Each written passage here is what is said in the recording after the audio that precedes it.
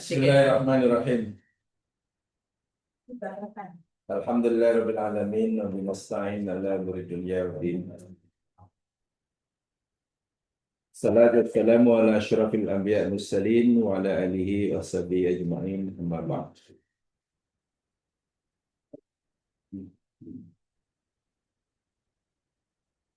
Allah, kita teruskan si kajian kita tentang Sayyidul Istighfar.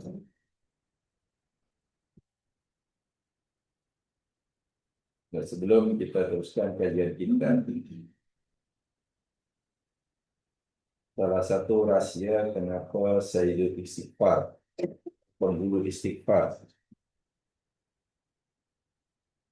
permohonan ampun kepada Allah yang paling berkesan, karena rupanya dalam Sayyidul Istighfar ini, sebelum kita memohon ampun kepadanya, faghfirli, faghfirli, sebelum kalimat faghfirli dan selepas kalimat faghfirli, semuanya yakni kalimat tauhid. Itu rahasia dia. Ingat, dalam Sayyidul Istighfar hanya satu saja permintaan hamba, yakni faghfirli, faghfirli, ampunkan, begitu. Sebelum kita kata pilih kepada Allahumma anta rabbi, sampailah itu kalau tauhid belaka. Dan selepas faghfirli pun fa innahu la yaghfiru dzunuba illa anta, itu pun tauhid juga. Ini bermakna permohonan ampun seorang hamba akan mudah diterima oleh Allah. Pengampunan akan mudah diberikan oleh para hamba yang minta, dengan syarat seorang hamba itu mesti kuat dan betul akidahnya. Itu syaratnya. Bila akidahnya betul, kuat, maka istighfarnya walaupun hanya sepatah kata astagfirullah atau faghfirli, Allah ampunkan.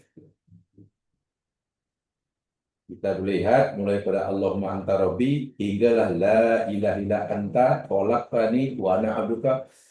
Dasarnya itu yakni kalimat tauhid. Baik. La ilaha illa anta itu yang terakhir kita pelajari. Sekarang poin yang keempat, khalaqtani wa ana 'abduka. Terjemahnya apa ya? Khalaqtani wa ana 'abduka. Dia telah menciptakan aku Engkau telah menciptakan aku dan aku adalah hamba engkau. Perhatikan. Dalam kalimat ini ada dua jenis tauhid sekaligus. Khalaqtani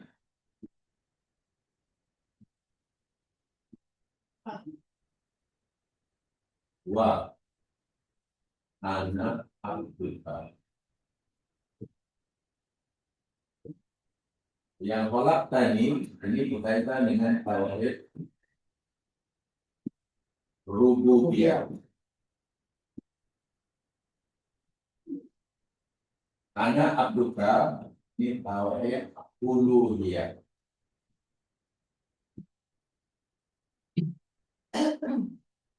Tadi telah kita pelajari ini. Khalaqtani, ya Allah, engkaulah yang mencipta aku. Kita mengakui Allah pencipta kita,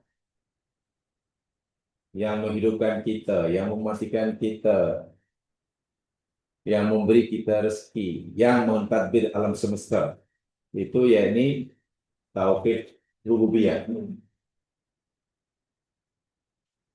Dan Allah tidak ada sekutu dalam penciptaan serta dalam pentadbiran alam semesta. Selepas kita mengakui rububiyah Allah, Khalaq Bani, dan kita mengakui uluhiyah Allah. Ana abduka. Aku adalah hamba perengkau.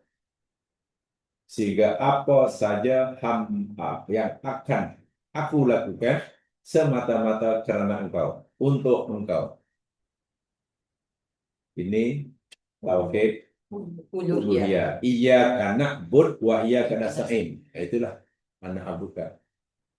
Jadi walaupun pendek kalimatnya, tapi mengandungi dua jenis tauhid sekaligus. Sebab itulah kenapa Sayyid Syibani begitu sangat powerful, sehingga siapa yang mengucapkannya penuh dengan, Nabi kata, penuh dengan keyakinan. Yakin itu maknanya kena faham dahulu lah. Kalau tak faham macam mana yakin? Kena faham dan yakin Allah akan ampunkan. Ini ya. Ini pertama. Jadi ada tauhid rububiyahnya, Khalaq Bani, wa ana abduka, dan ada tauhid uluhiyahnya. Di dalam sebuah hadis ini yakni hadis atau juga athar itu banyak, athar ilahi. Kalau hadis namanya hadis qudsi. Tapi ini athar ilahi. Begini bunyinya. Berkaitan dengan inilah tafsir pada Khalaq Bani wa ana abduka ini. Ya ibna Adam khalaqtuka min nafsin. Ya ibna Adam. Apa artinya? Wahai anak Adam. Khalaqtuka.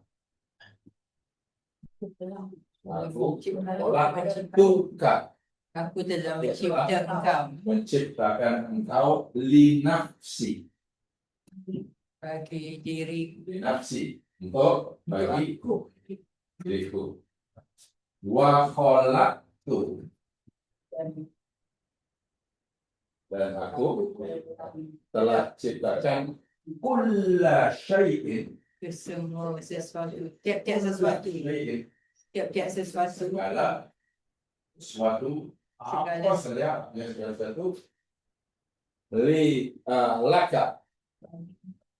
laka bagi bagi engkau. untuk kita lah mana. Fabi haqqi alaika babi haqqi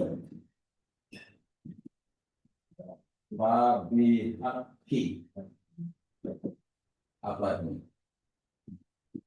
Alaika dan bak di situ yakni bak kosam. Bak kosam yakni bak sumpah. Jadi terjemahnya maka bak sumpah demi hakku hak aku. Allah bersumpah demi hak aku. Mana Allah punya hak dan Allah bersumpah dengan haknya. Alaika atas engkau. Oh, ini siapa lagi? Tak. kita lah, Manusia lah. Kan? manusia. Manusia. Allah Maksudnya tidak tastagillah. tastaqil. Saya tertarik dengan kalimat-kalimat seperti ini. Kalau kita ingin memahami akidah dengan tastagillah. Mana yang masuk? Sibuk. Jadi ini masuk ini. Bima khalaqtu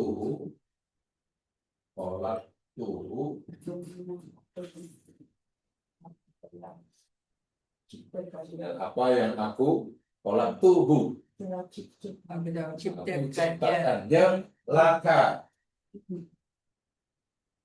bagi engkau bagi engkau siapa ini? manusia Manusia. Amma khalaqtuka. tentang apa yang Amma khalaqtuka. tentang apa yang Khalaqtuka. aku ciptakan Pada apa yang aku aku telah ciptakan ciptakan engkau engkau anak Adam lah. Lahu baginya baginya. Ini adalah akal ilahi. Ya, ini kalimat yang disandarkan kepada Allah yang berfirman. Coba perhatikan, sangat dalam maknanya. Saya ulangi. Allah diwakilkan berfirman, ini bukan Quran ya. Kalau hadis nama hadis qudsi, ini akal ilahi. Ya bani Adam, wahai anak Adam, kita lah tu, manusia lah. Khalaqtuka li nafsi. Aku telah ciptakan engkau untuk diriku. Allah cipta kita untuk Allah. Itu yang dalam Quran. Wa ma khalaqtul jinna wal insa illa liya'budun. Untuk Allah. Mengabdi pada Allah, menyembah Allah, mengabdi kepada Allah. Apa saja yang kita laku, mesti hanya lillah, lillah, lillah. Itu makna Allah cipta kita untuk Allah. Jadi dalam hidup ini sebenarnya kita tidak punya apa-apa kepentingan kecuali semua kita lakukan semata-mata kerana dia dan untuk dia. Itu maksudnya. Dan itulah tauhid yang paling inti. Sebab itu kalau seseorang beribadah katalah niatnya katalah 90% niatnya kerana Allah, 10% kerana yang lain, diterima atau tidak? Ditolak. Itu namanya syirik. betul-betul Itu syirik. Jadi bahasa mudahnya bila tauhid apa namanya uluhiyah ini kan. Seakan Allah berfirman. Dan itu dalam hadis qudsi ada tuh. Allah berfirman, siapa yang beramal, man asyraka fi amri, siapa yang beramal dan dalam amal itu menyekutukan aku. Maknanya niatnya bersekutu antara niat kerana Allah dan niat kerana selain Allah. Maka Allah kata, aku tinggalkan amalnya itu. Mana Allah tak mau menerimanya.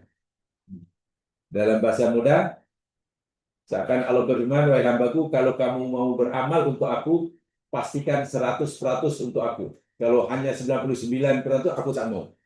Ustaz tak bisa Ibaratnya begitulah.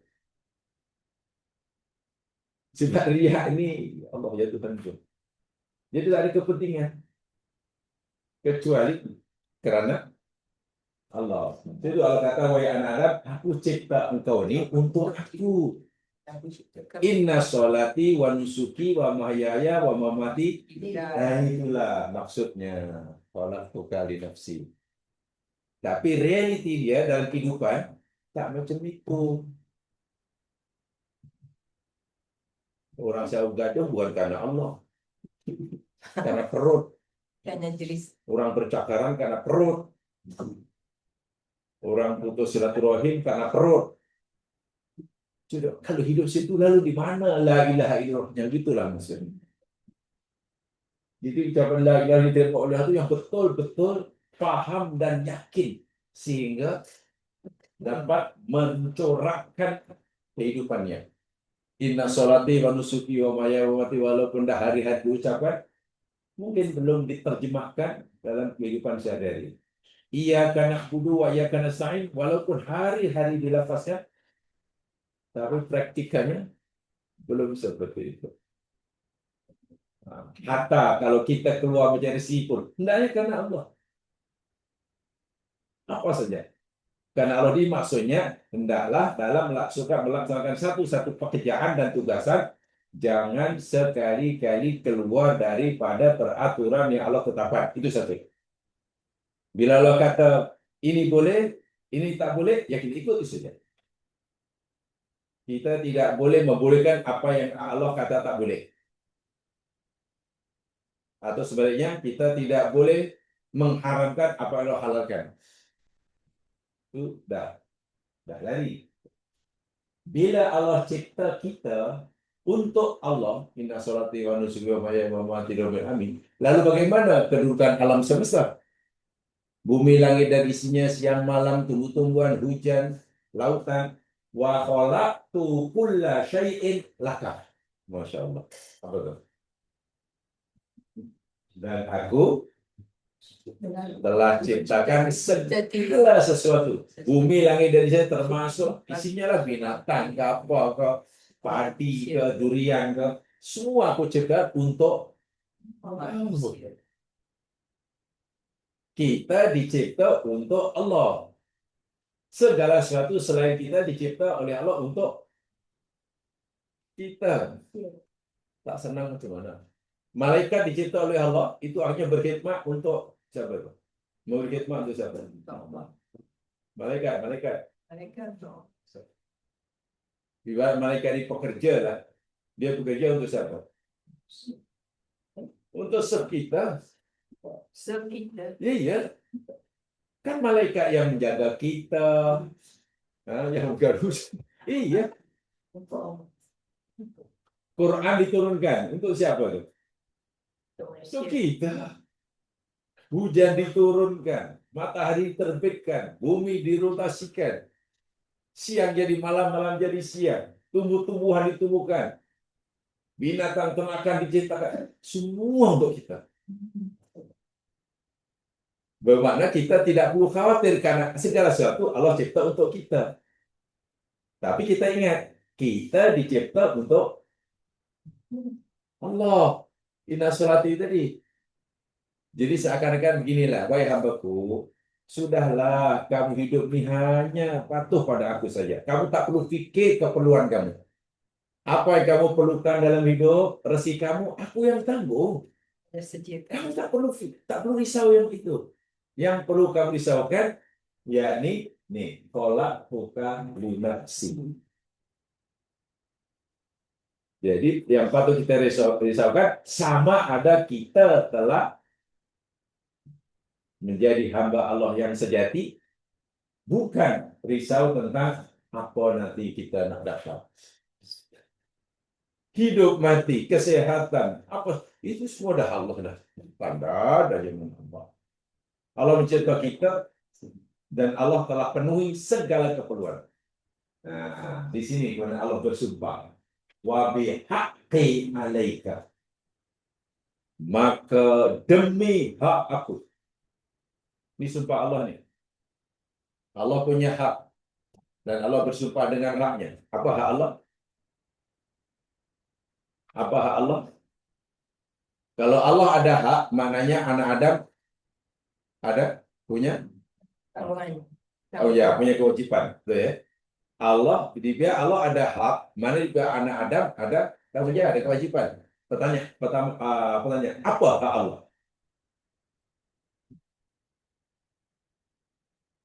Yang paling besar sekali. Allah punya hak Allah yang paling besar sekali. Jadi sembahkan ia akan nak buduh itu. Ia akan nak buduh, ia akan nasta'in. Hak Allah yang paling besar, yakni kita mengesakannya, mengabdikan diri kepada itu hak Allah. Dan Allah bersumpah, demi hak aku, alaika, atas engkau, maknanya apa yang jadi hak Allah itu adalah kewajiban kita. Gitulah. Allah itu dengan kewajiban. Kewajiban kita itu hak Allah. Salat itu hak Allah, kewajiban kita. Mengesahkan Allah itu kewajiban kita, itu hak Allah. Sebab itu siapa yang tidak memberikan apa yang jadi hak Allah, dosanya sangat besar. Siapa orang yang tidak memberikan hak Allah? Orang yang tidak melaksanakan kewajiban yang Allah wajibkan. Dasarnya yang diminta oleh Allah daripada kita ini hanya ada dua. Tak banyak. Untuk masuk surga, tidak banyak permintaan Allah. Hanya dua je. Dan Quran 30 juzuk itu. Satu, buatlah. Dua, jangan buat. Itu aja. Ya, iya. Kenapa punya?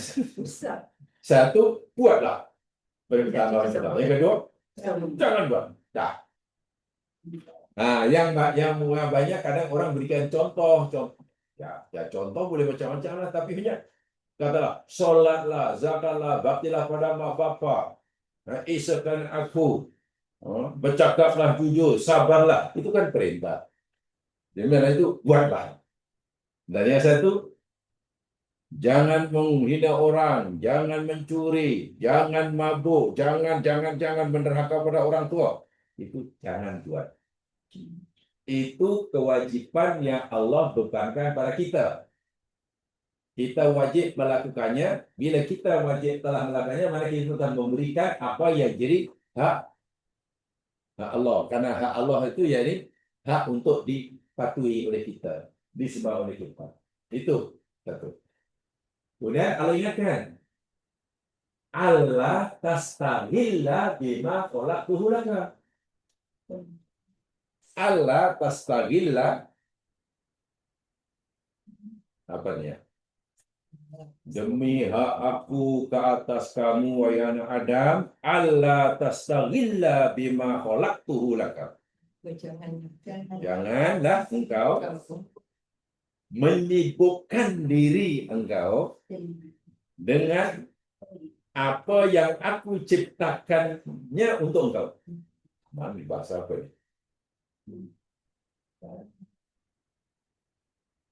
Janganlah engkau menyibukkan diri engkau dengan atau kerana apa yang aku ciptakannya untuk engkau. Pertanyaannya, apa yang Allah ciptakan untuk kita? Langit. Tadi dinyatakan pula syai.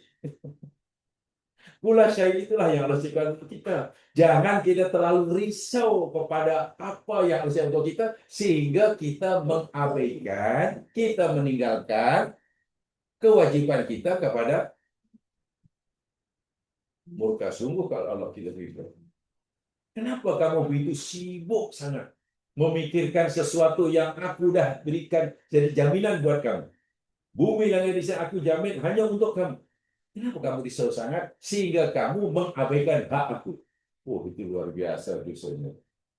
Bima khalaqtuhu laka amma khalaqtuka lahu. Masya Allah. Jadi jangan biarkanlah apa yang telah aku ciptakan untukmu, mulai dari sini, yakni mengalihkan pandangan kamu, mengalihkan perhatian kamu daripada tujuan aku cipta kamu. Tujuan Allah cipta kita untuk menyembahnya.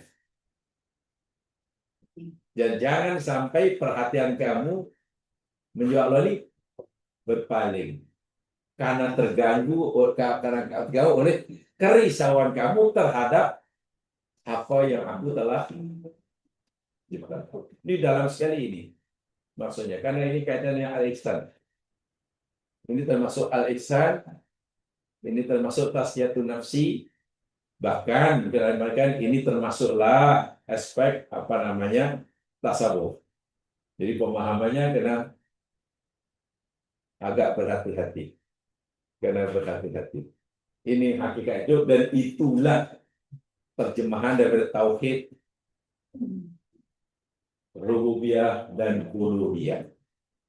Bumi, langit dan isinya Allah ciptakan buat kita dan kita yakin. Keyakinan kita bahwa bumi, langit dan isinya Allah cipta untuk kita itulah tauhid. Keyakinan kita bahwa bumi, langit dan isinya Allah cipta untuk kita itu tauhid. Rububiyah. Keyakinan kita bahwa Allah cipta kita hanya untuk mengabdikan diri padanya tauhid uluhiyah. Jadi Allah kata, hendaklah hidup kamu ini kamu sibukkan melaksanakan, menunaikan tauhid uluhiyah. keperluan kamu, keinginan kamu, apa yang kamu perlukan dalam hidup. Sekarang aku udah beri jaminan dah, kamu tak perlu risau.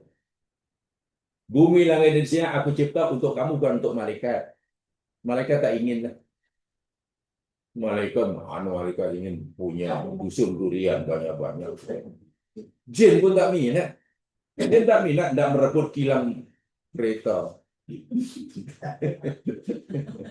Tak minat.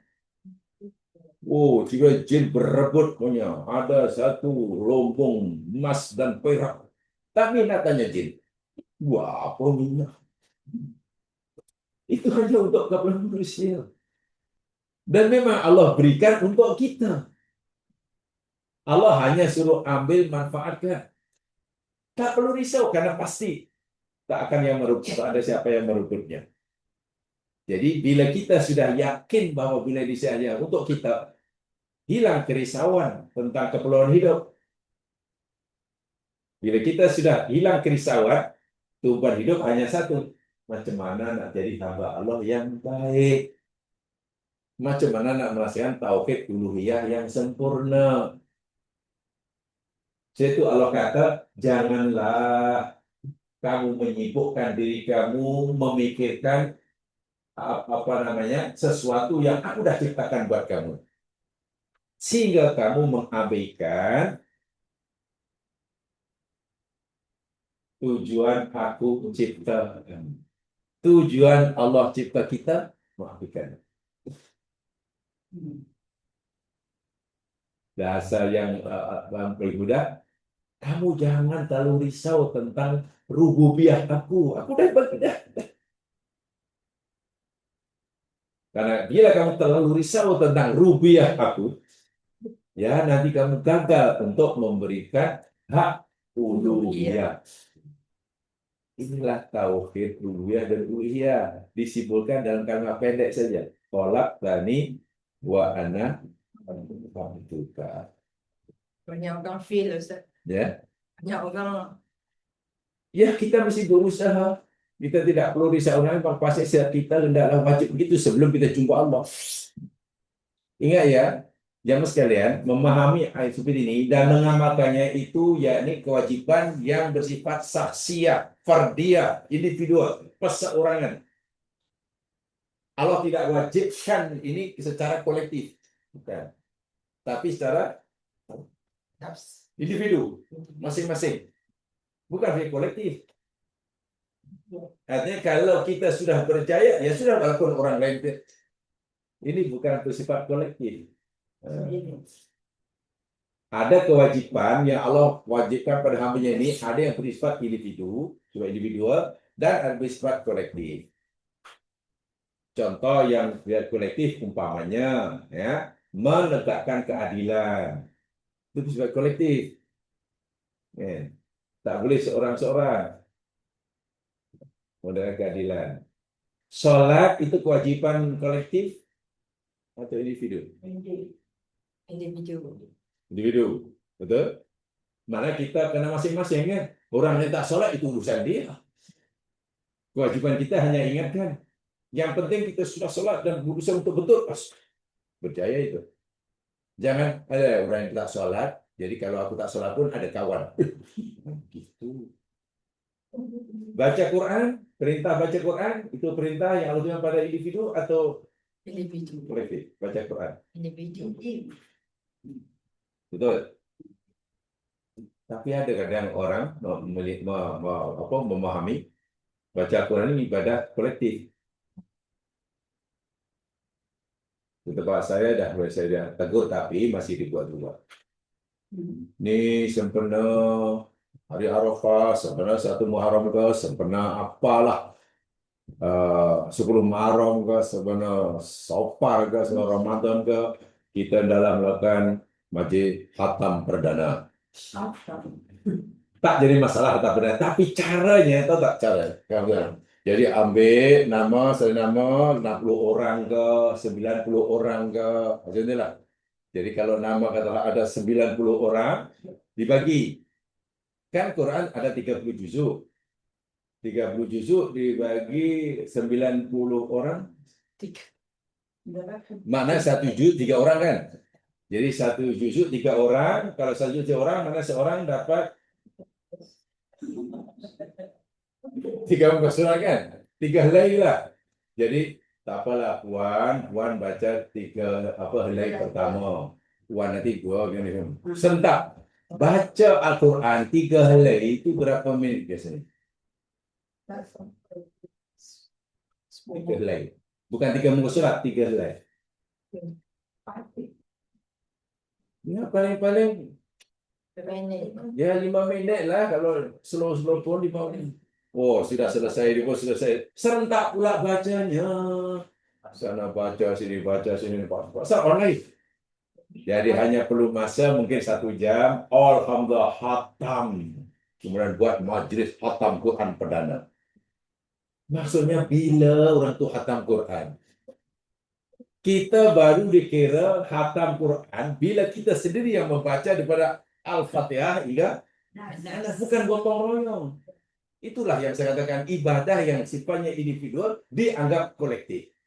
Dan bangga pula, oh kita sudah tahun ini hatam perdana sudah banyak kali. Semangat. Ini apa tujuan dia? Itulah susahnya kalau agama itu sudah direka-reka, difikir. Sebenarnya, dan saya yakin sebenarnya itu, minta maaf lah, barangkali bukan seronok kerana baca Qurannya. Seronok karena nanti majlis hatamnya. Kan hatam suruh pakai baju, apa temanya? Ada tema. Masa Muharram dulu tema dia apa? Oh, bajunya putih semua. Karena ini Rajab temanya lain lagi. Ambil gambar lagi. Allah Akbar. Betul, agama sudah, ia punya unsur-unsur ritualnya sudah menjadi seremonial. Dan itu sangat bahaya sekali. Jadi orang seronok bukan karena ibadahnya. Karena tadi saya pernah sampaikan itu karena dulu itu sudah lama lah ketika masih disuruh mengisi dan akhirnya saya tak mau mengisi tazkirah. Benda itu saya tegaskan, tapi ramai orang yang tak suka rupanya malah. Yang dulu tak suka kan. Saya kata saya bukan tak suka orang baca Quran, tapi tolong caranya itu benar betul. Nanti tempat kami ada satu di budaya lagi, tak tahu dibujakan apa. Lepas sembahyang Isya baca, ada yang baca surah Al-Mulku, baca surah Al-Dukhan, kadang-kadang baca itulah. Jadi apa? Ganti-gantilah. Tak salah baca, tidak salah. Mungkin mengajam, membiasakan orang yang tak biasa Quran. Jadi masalahnya lepas sembahyang Isya, dahlah ayat kursi belum dibaca. Tasbih, tahmid, tahlil, takbir belum dibaca. Terus baca Al-Mulku. Baca surah Al-Mulku selepas sholat, tak ada hadisnya pun. Apalagi dibudayakan. Sementara baca ayat kursi, baca tasbih tahlil, ada hadisnya. Jadi kenapa yang ada hadisnya ditinggalkan di baca ayat kursi selepas sholat, ya Allah dalam hadis Nabi. Sesiapa yang membaca ayat kursi selepas sholat fardu, hadisnya sahih. Tidak ada yang menghalangi orang itu masuk surga kecuali mati. Makna karena dia belum mati, belum boleh masuk surga. Padahal sangat besar. Inilah jadi bila ibadah sudah direka-reka, bahkan ibadah ritual sudah diseremonialkan. Baca Quran, ibadah kolektif kan pelik. Paham ya? Ini dia. Ini tauhid rububiyah dan uluhiyah sangat ketara sekali. Kalau dalam salat istighfar hanya khalaqtani wa ana abduka. Ya Allah, engkau telah cipta aku dan aku adalah hamba-Mu. Ya Allah, tujuan engkau cipta aku hanya untuk beribadah kepada-Mu, tak lain. Dan Allah mengakui, iya, memang aku cipta kamu hanya untuk beribadah kepada-Ku. Illa liya'budun. Tak ada tujuan lain. Lalu mungkin kita tanya, ya Allah, bila tujuan hidup aku hanya untuk ibadah, Lalu macam mana keperluan hidupku ya Allah? Keperluan hidupku macam mana? Allah kata, jangan khawatir. Bumi langit di sini aku cipta untuk keperluan kamu. Masya Allah. Dan Allah bagi percuma. Walaupun untuk mendapatkan apa yang Allah berikan itu, kita suruh ambil sendirilah. Ibarat kita lapar, ada makanan, kita suruh suaplah. Jangan menunggu Allah suap sendiri. Ibaratnya kamu ingin makan nasi, ya apa berat ya tanamlah. Nanti kalau kata amak aku tumbuhkan. Allah sendiri yang kata dalam surah Al-Waqiah, tidakkah kamu perhatikan tumbuhan yang kamu tanam? Kamukah yang menumbuhkannya atau aku? Bukan. Jadi kalau kamu ingin makan buah-buahan, ya kamu hanya perlu usaha sedikit aja, korek-korek tanah. Nanti Allah kata, aku sendiri akan berikan tumbuh. Itu kerja Allah, kita hanya suruh korek-korek. Tapi kalau kita korek-korek pun sebenarnya kita dapat contoh di hutan. Banyak pokok-pokok di hutan, buah di hutan yang bukan ditanam oleh kita, bahkan lebih subur kan. Biasanya tanaman yang bukan kita yang tanam malah subur. Yang kita tanam malah mati.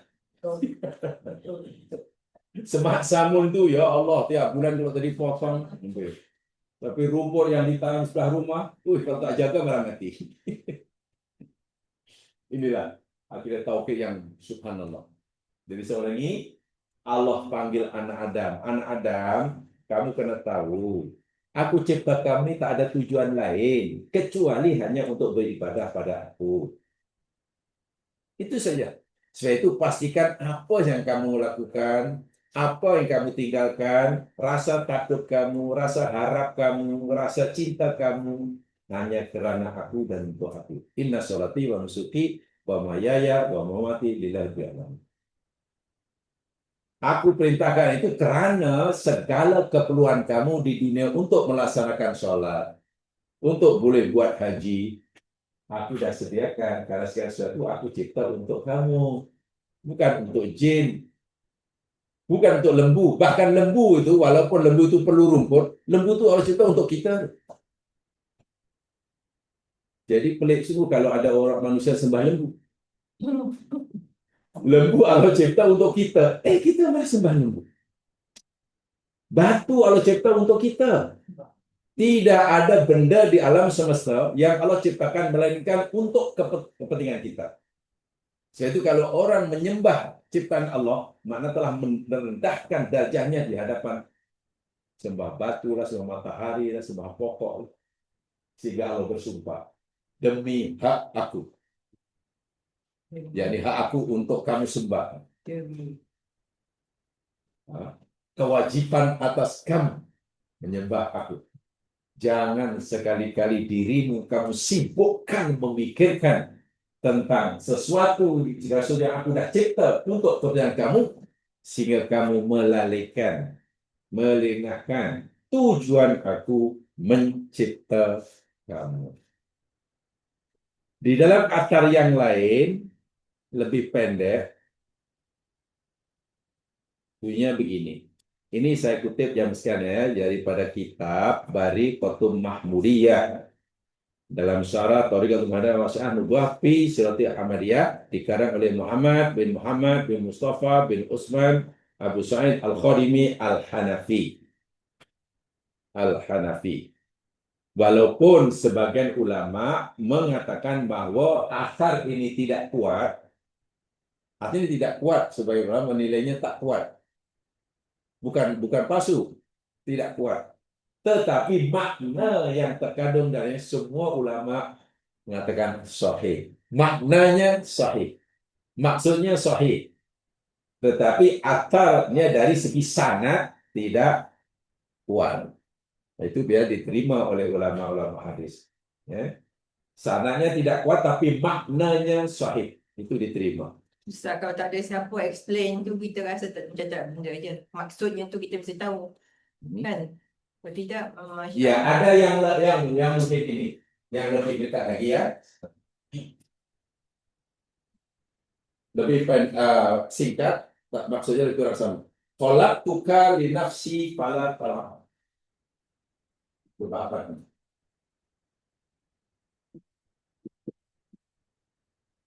Khalaqtuka li nafsi. Apa artinya? Tadi suara.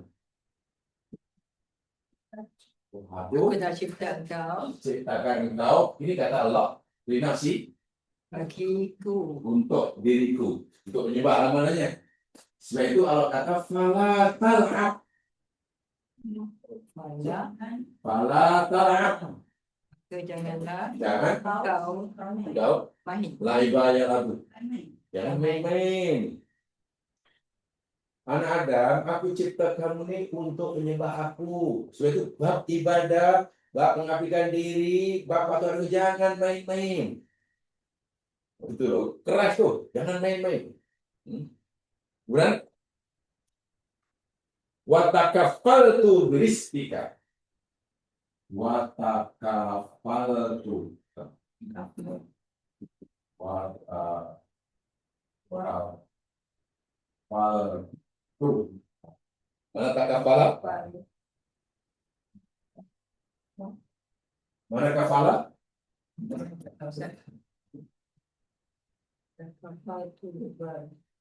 Dalam perceraian suami istri kata dibilang ada anak.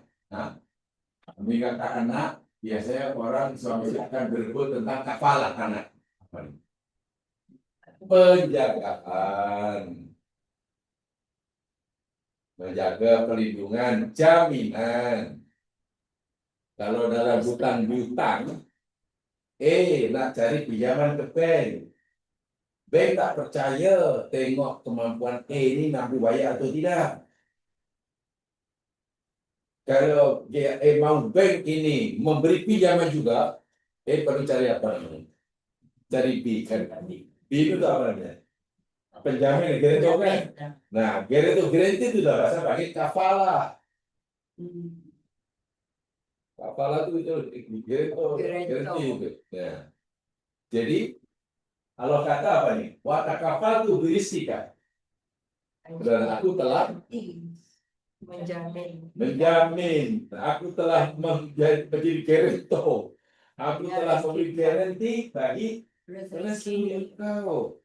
Sebab itu fala jangan tak main. talak. Bukan talak, tak. Apa tak ibah? Benar-benar jangan letih-letih. Tengok ayatnya. Ini dalam ayat yang lain masih ada kitab yang sama.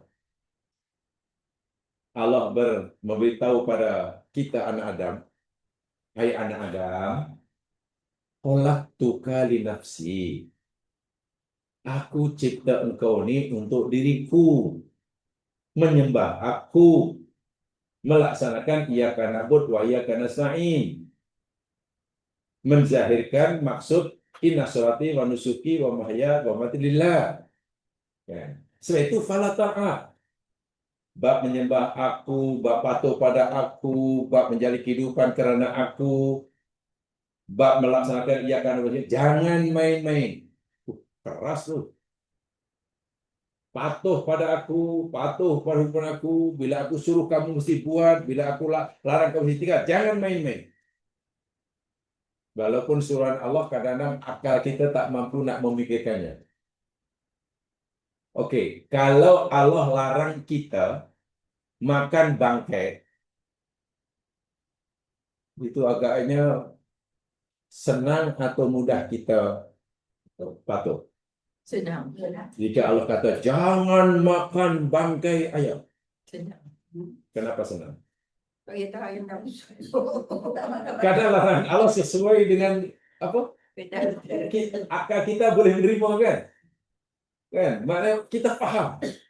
Ya memanglah jika sekiranya tak diharamkan pun tak akan makan. Siap dan bangkai.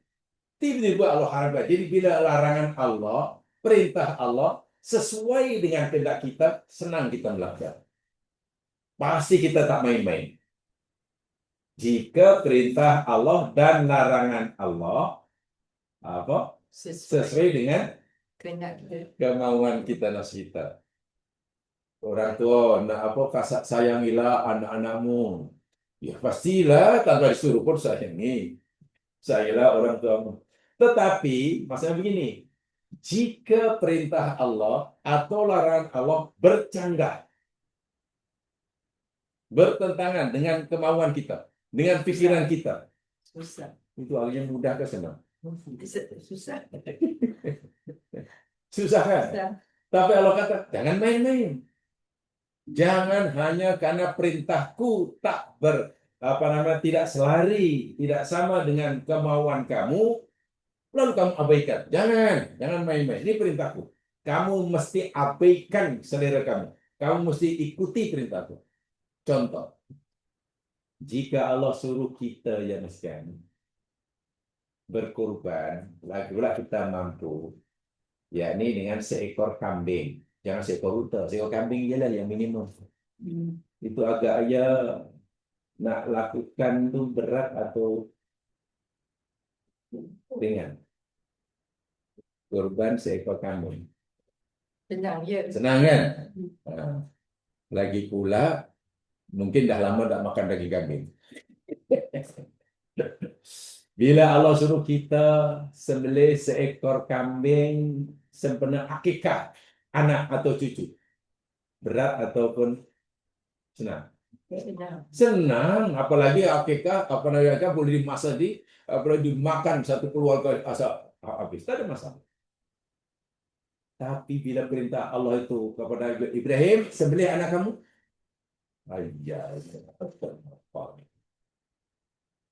Itu susah. Ibrahim disuruh oleh Allah sembelih anak satu-satunya. Dan Allah kata, ingat Ibrahim, aku cipta kamu untuk patuh padaku.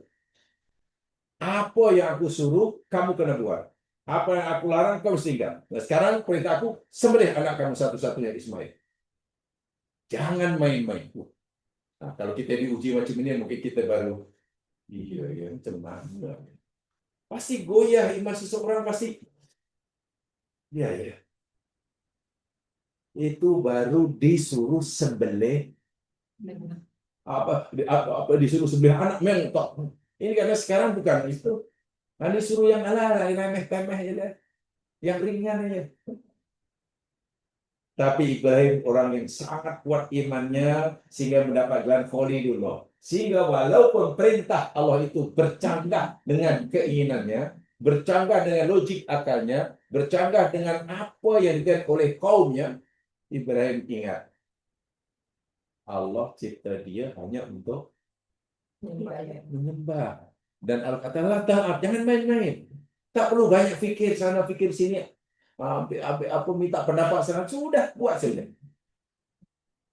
Berat kan untuk itu. Adapun yang kita perlukan, watakapal tu berisikan. Dan aku telah memberi jaminan. Aku telah menanggung rezeki engkau. Keperluan hidup kamu, aku dah tanggung. Aku dah berikan jaminan. Karena bumi lagi aku cipta. Sebab itu, bab rezeki, bab keperluan kemudian, fala tat'ab. Janganlah kamu berpenat-penat. Jangan terlalu risau. Sehingga sanggup melanggar laranganku karena takut tak dapat. Itu susah. Zaman sekarang, kalau patuh sama syariat, tak dapat. Nah, cari rezeki, kalau betul-betul lah ikut agama, tak dapat. Zaman sekarang. Jangankan cari yang halal. Ada zaman cari yang haram pun susah. Kan? Jangankan cari yang halal, cari yang haram pun susah. Rupanya yang jaga tuh orang yang kaki nombor iko. Yang dulu beli nombor iko, dah bulan tak dapat. Jangan yang halal, yang haram pun susah. Makanya itu ngomong. Karena terlalu risau hendak mendapatkan apa yang diperlukan. Wahai yang diperlukan itu Allah dah jamin dah. Sanggup menipu, sanggup rasuah, sanggup mencuri, sanggup merampas. Allah kata, bab ini kamu jangan penasaran, jangan risau sangat. Adapun tentang hak aku, kamu tak boleh main-main. Inilah firman Allah dalam Athar Ilahi. Jadi, Sayyidul Istighfar mengandung akidah-akidah yang seperti ini. Sebab itu Nabi kata, siapa membacanya petang hari, wahwa mukinun. Dalam keadaan ia yakin akan isinya. Dan untuk yakin, kena paham dahulu lah. Kalau tak paham, macam mana yakin? Karena kalau dibaca saja, apa isinya? Macam tak ada benda pun. Oke, tadi saya katakan, dari segi sanad, riwayat ini yakni tidak kuat. Itu diakui oleh ulama-ulama hadis. Tapi dari segi makna, ia sahih. Dari segi makna boleh diterima karena selari dengan firman Allah dalam Al-Quran. Tengok firman Allah dalam Al-Quran, surah Ad-Dariyat. Coba lihat.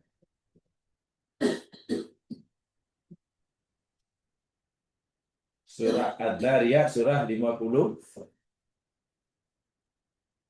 Berapa? Satu. Ya. 51. 51. Tengok. Ayat 57 dan 58. 56 maksudnya. Mulai pada ayat 56.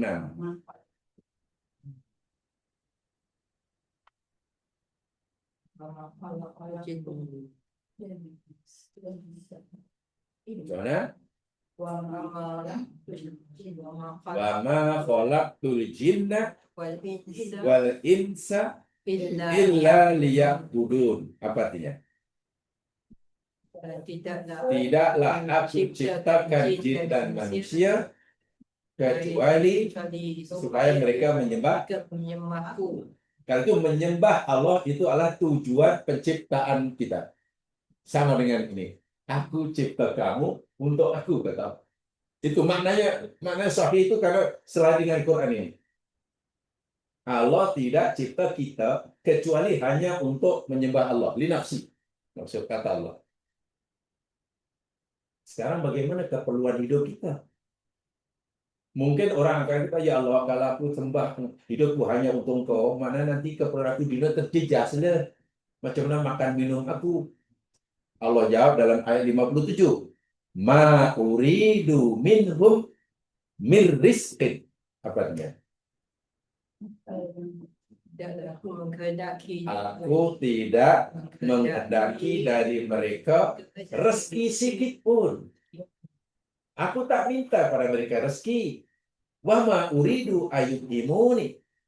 Dan aku tidak menghendaki, tidak inginkan mereka memberi aku makanan. Jadi Allah kata, kenapa kamu risau tentang rezeki?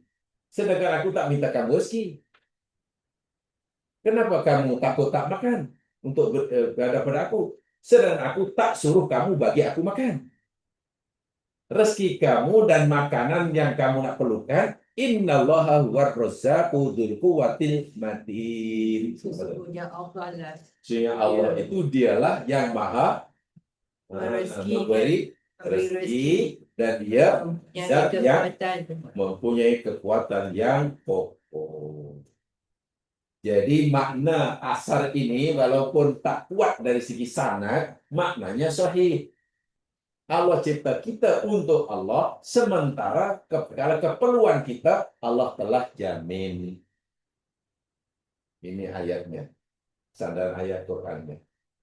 Itu jumhur ulama, walaupun sepakat, saya ulangi, riwayat ini tak kuat dari segi sanadnya, tidak kuat, tapi mereka menerima karena maknanya sahih. Maknahu sahihun. Karena selari sesuai dengan maksud firman Allah dalam surah Ad-Dariyat ini. Itu apa namanya? Maksud ayat ini. Maksudnya. Dan itu diulas panjang lebar yang sekian banyak ya. Dan ayat yang lain bahkan diulas oleh Ibnu Qayyim Al-Jauziyah dalam kitabnya Raudatul Muhibbin wa Nusatil Mustaqim. Itu diulas panjang lebar berkaitan maksud akar ini dan maksud ayat ini. Ketika contohnya dalam hadis Bukhari, suatu hari Nabi panggil Mu'az bin Jabal, salah seorang sahabat Nabi yang Nabi paling sukai, paling cintai, paling sayangi. Kata Nabi pada Mu'az, "Ya Mu'az, atadri ma haqqullahi 'alal ibad?" Mu'az, tahukah engkau apa hak Allah ke atas hamba-hambanya? Allah punya hak ke atas hambanya. Hai Mu'az, kamu tahu tak apa hak Allah ke atas hambanya? Bila Allah ada hak pada hamba Allah, yakni kita semua ada kewajiban. Kamu tahu apa hak Allah? Mu'az jawab, Allahu wa rasuluhu a'lam. Ya Rasulullah, Allah dan Rasulnya sajalah yang maha, yang lebih mengetahui. Lalu Nabi beritahu, qala, Nabi bersabda, hak Allah ke atas hamba, yakni ayat buduhu. Apa itu? Ayat buduhu. Mereka wajib menyembahnya. Satu. Wala yusyriku bihi syai'a. Dan mereka tidak boleh syirik. Itu hak yang paling asal, paling besar sekali bagi Allah. Mengabdikan diri kepada Allah dan tidak menyekutukan. Itu kewajiban basic manusia dan hak yang paling besar Allah SWT. Kemudian Nabi bertanya lagi, sekarang kamu dah tahu hak Allah ke atas kamu, jadi kamu mesti menyembahnya dan kamu tidak boleh menyekutukannya. Sekarang aku tanya kamu, atadri ma haqquhum alaih? Kamu tahu tak apa hak manusia ke atas Allah? Bila manusia sudah memberikan apa jadi hak Allah, adalah apa yang Allah akan berikan kepada manusia.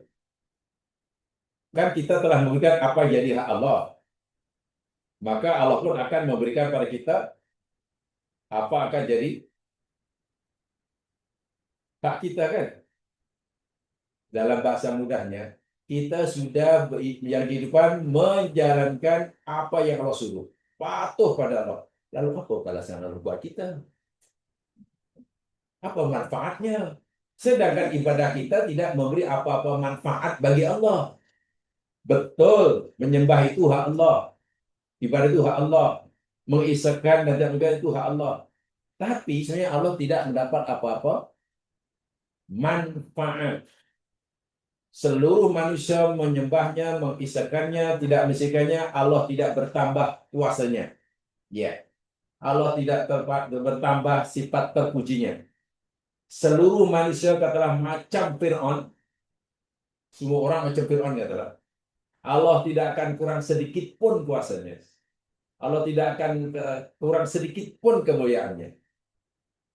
Bila begitulah sifat Allah, lalu apa manfaat yang kita akan dapatkan bila kita telah mengabdikan diri semata-mata pada Allah? Itu Nabi nak beritahu, oh kalau kamu nak tahu apa yang Allah akan berikan kepada kamu bila kamu sudah memberikan hak Allah, yakni alla yu'adzibahum, bahwa Allah nanti tidak akan menyiksa mereka. Itulah manfaat.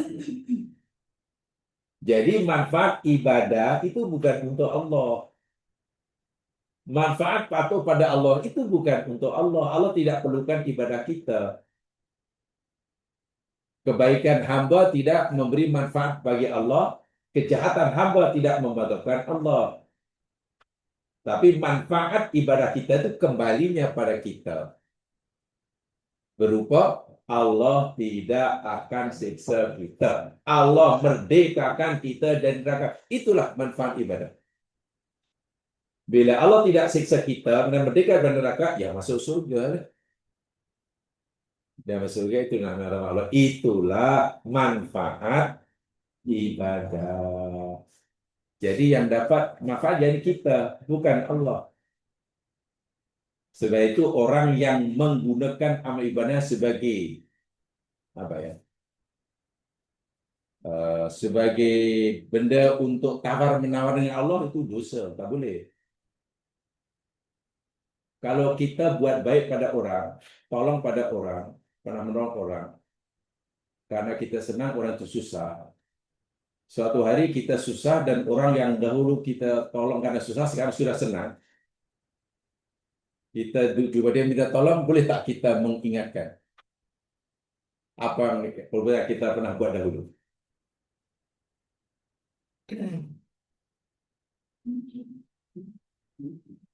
Karena orang itu lupa, boleh tak? Tak. Ini ya, boleh tak? Aku pernah tolong kamu dulu, takkan kamu tak akan tolong saya. Atau beginilah, ada orang minta tolong pada kita. Minta itu, kemudian kita, oke lah, saya akan tolong kamu, tapi boleh tak kamu tolong saya? Ya, tolonglah dulu cuci kita saya itu, kemas rumah saya itu, potong rumput saya, nanti aku akan bagi. Boleh tak? Boleh. Boleh. Boleh. Maknanya ada apa namanya itu? Ya, ada saling memberi dan saling menerima. Orang itu memberikan khidmat kepada kita, kita memberikan upah. Itu hubungan kita dengan manusia kan. Jadi bila orang itu memberikan khidmat, amal, dia ada hak untuk dapat upah, kan begitu kan? Sekarang jika orang itu dah berikan khidmat dengan sempurna dan dia dia tak dapat upah, kita tak mau beri upah, orang itu boleh tak menuntut? Boleh. Atau ketika dia minta begini, Tuan, Cik, kan saya dah buat sesuatu apa yang Tuhan suruh. Takkan awak tak menghargai langsung, Pak? Tempoh hari awak suruh aku buat ini, sekarang aku minta lah. Boleh? Boleh. Boleh? Boleh. Boleh. Kepada Allah rupanya tak boleh. Katalah kita ini, Ya Allah, hamba-Mu dah buat apa yang kami suruh. Hamba-Mu dah tinggal apa yang Engkau tetap. Hamba-Mu telah memberikan apa yang jadi hak kamu. Tak ada perintah pun yang ada perintah-Mu yang kecuali hamba-Mu dah buat. Tak ada larangan pun larangan-Mu yang hamba-Mu tak tinggal. Semua dah buat. Sekarang ya Allah, aku mohon kepadamu ya Allah, kabulkanlah doaku. Tiba masanya, sekarang tiba giliran kamu untuk memberikan apa yang aku minta. Tak boleh. Karena selama ini aku telah memberikan apa yang aku minta. Tak boleh. Itu kewajipan dah. Ini kadang-kadang ada terlintas dalam hati begitu. Merasa sudah kuat ibadahnya, merasa sudah patuh kepada panggilan Allah, tapi doa masih juga dikabulkan, terlintas dalam hati. Ya Allah, cuma aku Tuhan, aku dah doa macam tapi doa tak makbul. Itu yang sama sekali orang menjadikan amalan sebagai alat untuk tawar menawar pada Allah. Ya, Tak boleh. Kenapa Allah kata in ahsantum, apa itu? Jika kamu buat baik, itu dalam surah Al-Isra, ahsantum li anfusikum. Maka kebaikan itu kembali pada Diri kamu. kamu. Bila kita buat baik, manfaat kebaikan itu untuk kita, bukan untuk Allah. Jadi itu tak boleh kita, ya Allah, aku dah bagi apa yang kau minta. Sekarang tiba giliran kamu, kau bagi apa yang kau minta. Tapi kalau aku tak bagi apa yang kau nak, sedangkan aku dah bagi apa kau nak, tak aci lah. Dia tak ada ilmu dah, Ustaz. Itu sangat berat. Itu kaitannya boleh menjadi akidah. Kalau agama masalah Islam, mungkin begitu. Orang Hindu mungkin sering begitu. Bila katalah sudah rajin menyembah patung, rajin pergi kuil, rajin bagi apa-apa, tiba-tiba maknya sakit tak sembuh-sembuh, pergi ke kuil lagi. Sebelum balik kuil, cakap depan patung, wahai Tuhan, aku telah melakukan apa yang engkau, aku telah persembahkan. Aku minta padamu satu, tolong sembuhkan ibuku yang sakit. Jika kamu tak sembuhkan, jangan harap aku akan datang ke ini. Keluar dengan marah daripada kuil. Mata patung tuanya berkedip-kedip. Balik kemudian sembuh ibunya. Baca, oh tengok rupanya Tuhan boleh diukur. Itu Tuhan orang Islam memang boleh diukur macam tu. Saya bagi Allah, kamu nak sembah aku pun aku tak dapat manfaat. Kamu nak mendahak kepada aku pun aku tak rugi apa-apa. Jadi macam mana kamu boleh menjadikan kepada kamu sebagai bahan untuk tawar menara dengan aku? Tapi aku tidak mensia-siakan innallaha la yudhi'u ajral muhsinin. Apa tu? Allah tidak mensia-siakan balasan orang yang berbuat baik. Allah ni syakur. Sekecil apa kebaikan kita, Allah akan balas. Dan balasan manfaat itu kembali pada kita, bukan karena rahmatnya. Itulah, dan dipahami hubungan kita dengan Allah tidak sama dengan hubungan kita sama manusia. Tak sama.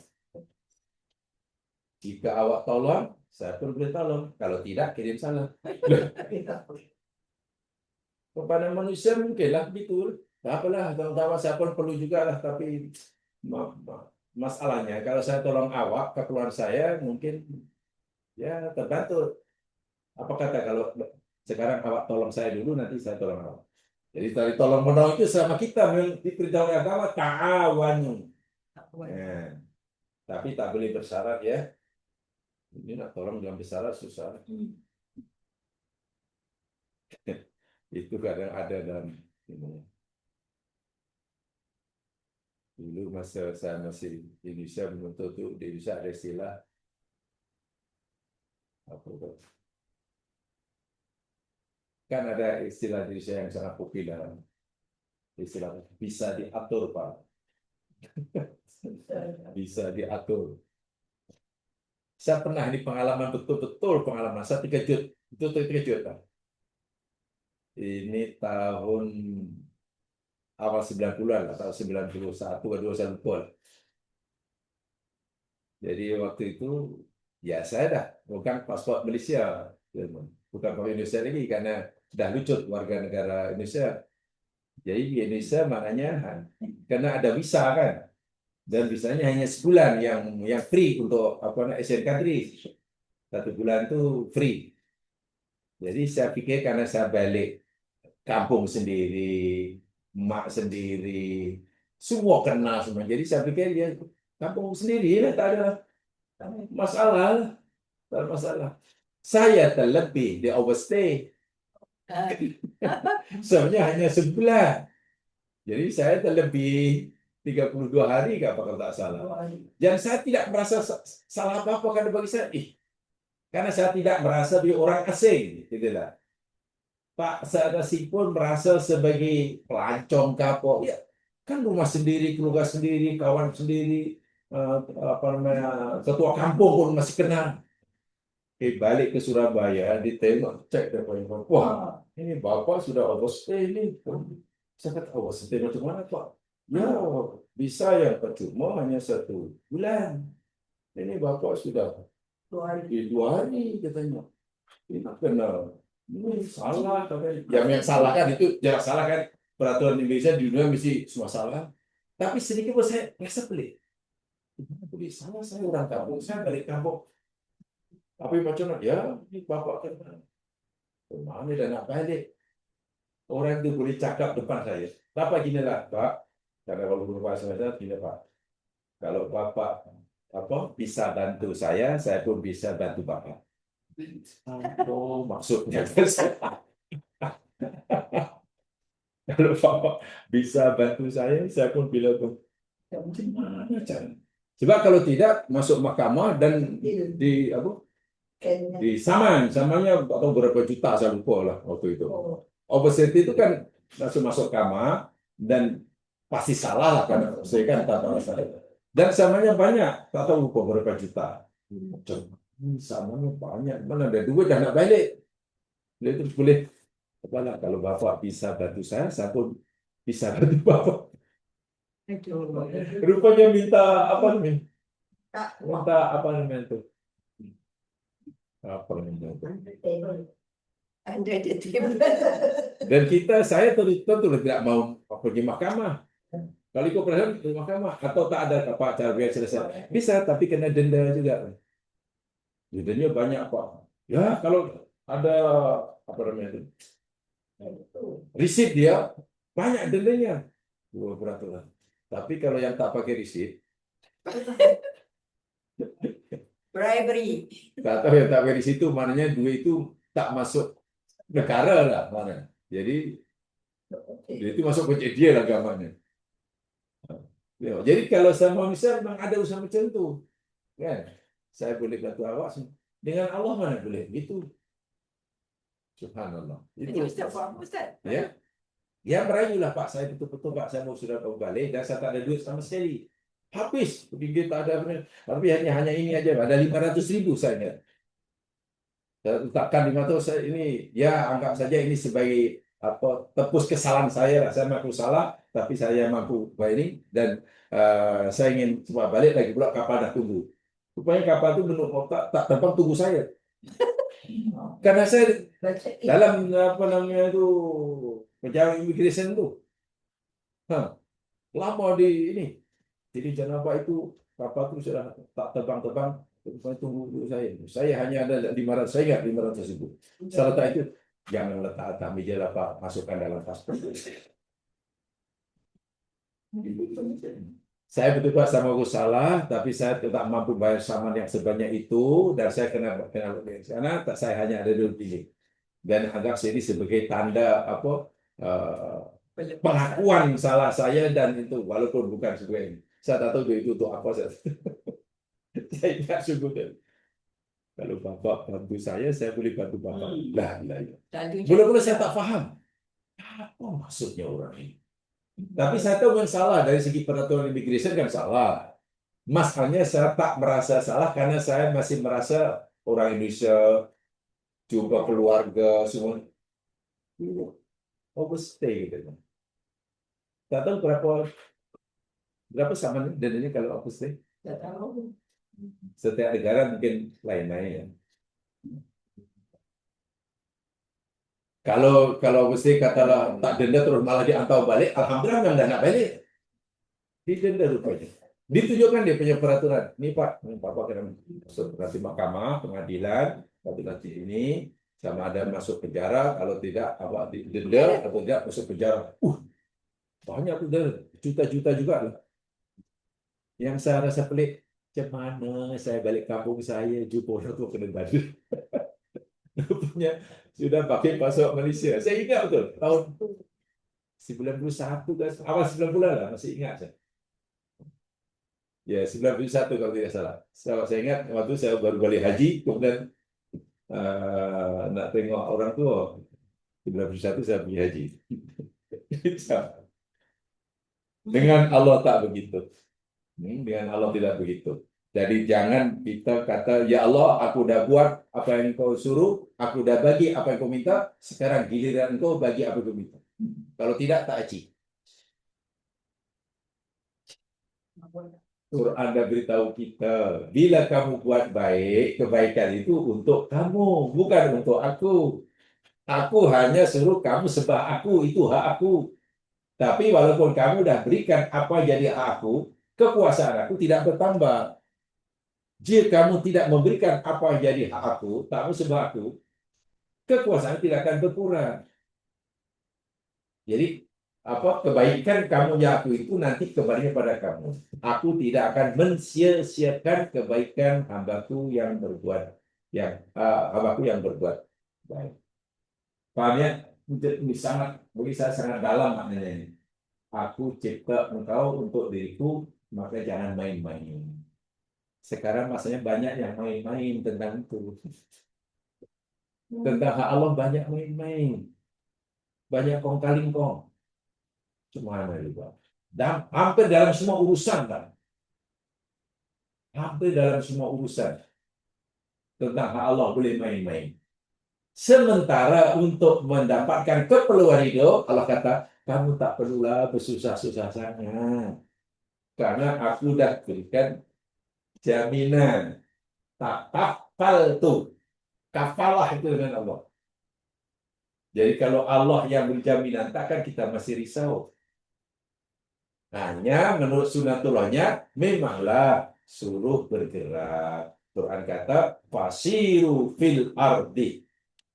Sehingga kalau ikut formula Al-Quran, bila manusia ini jam sekian, hidup di dunia, bekerja, tujuannya untuk memenuhi keperluan hidupnya, pasti cukup.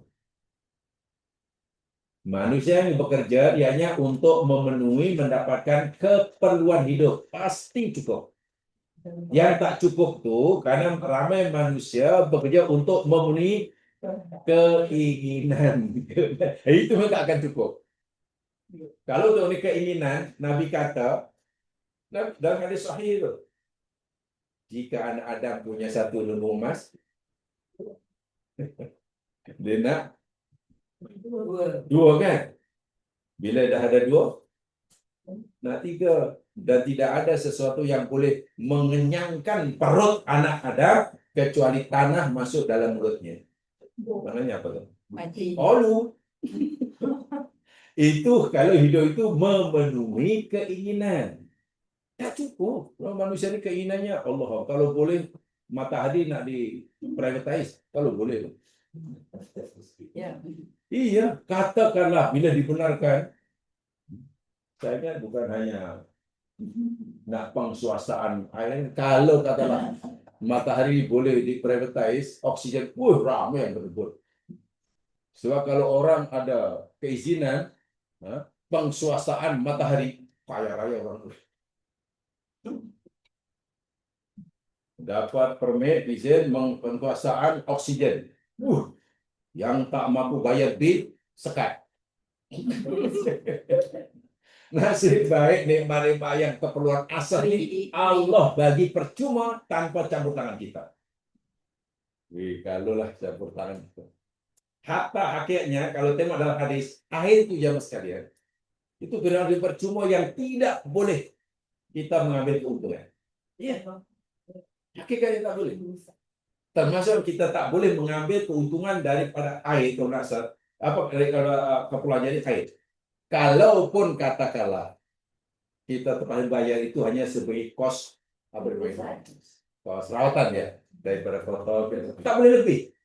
Tapi sekarang ya Allah, orang yang dapat untuk air berbilion keuntungannya.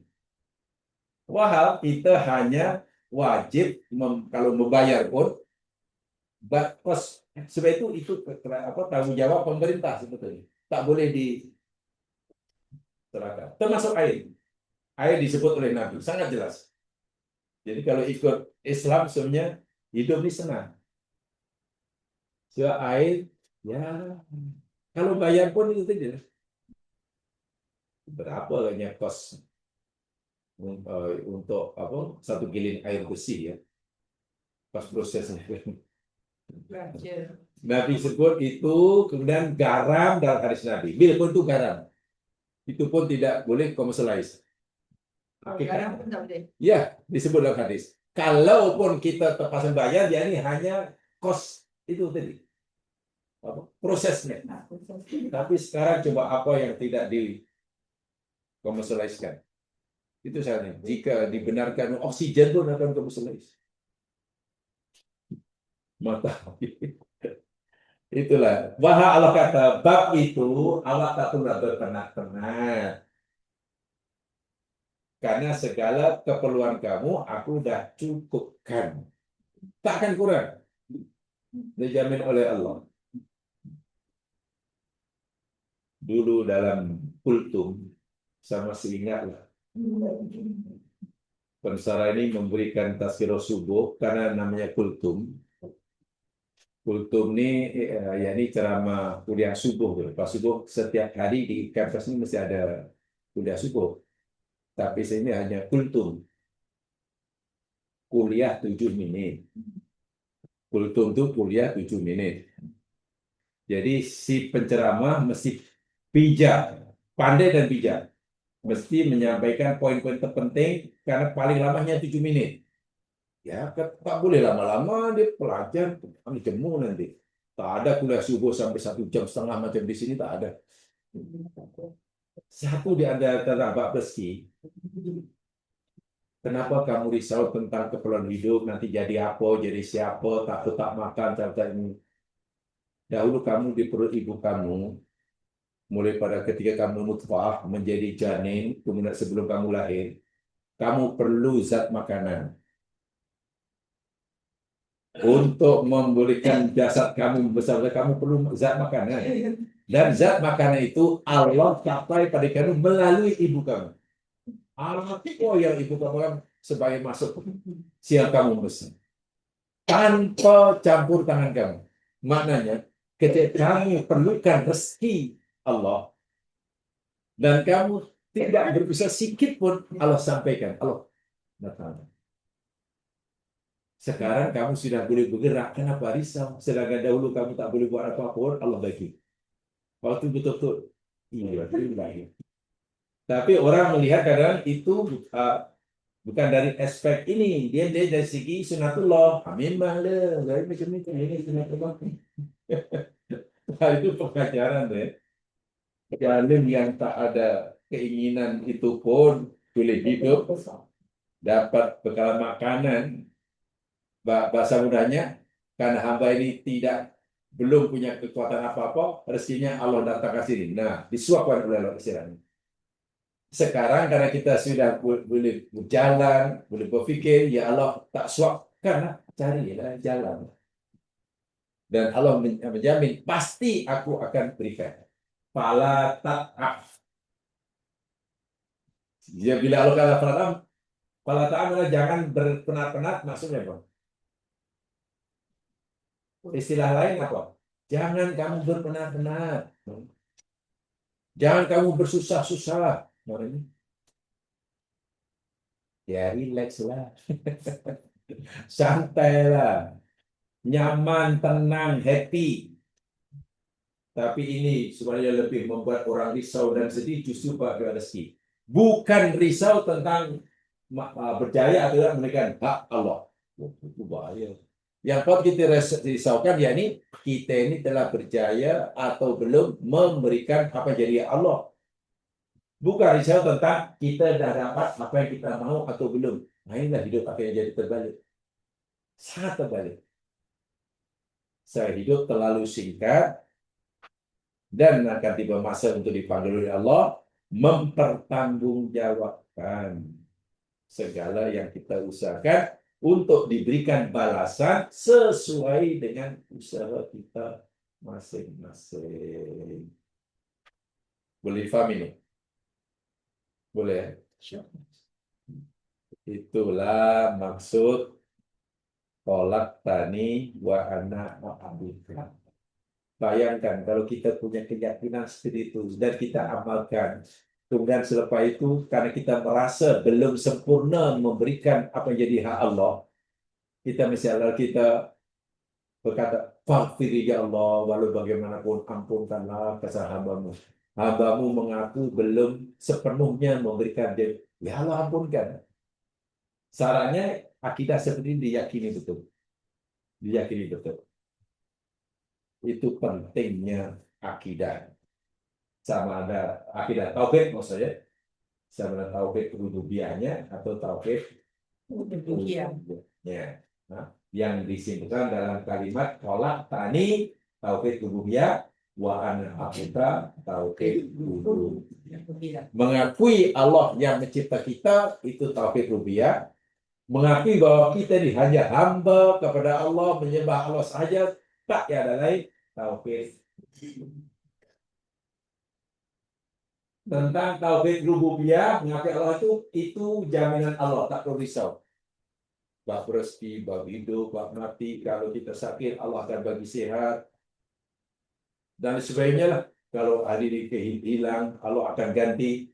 Nah itu kalau kata takallah tuh, aku udah beri jaminan. Jangan pernah, jangan risau sana. Yang patut kita rasakan, wa ana afiqah. Ustaz, kalau dah tak risau sangat, separuh orang je tak payah buat kerja apa-apa. Ya itu malah salah bin keliru.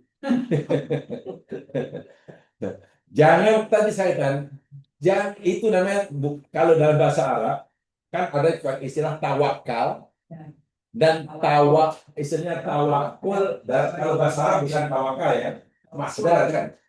Masdar itu tawakul, bukan tawakal. Tawakal itu Melayu, bro. Tawakul. Tawakul kan tawakal ya. Tawakul bahasa Arab adalah tawakal. Dan yang satu namanya tawakul. Tawakul. Ada alif. Itu beza. Ya. Tawakul, tawakal itu yakni orang yang menunggu ketetapan Allah baginya setelah ia berusaha maksimum.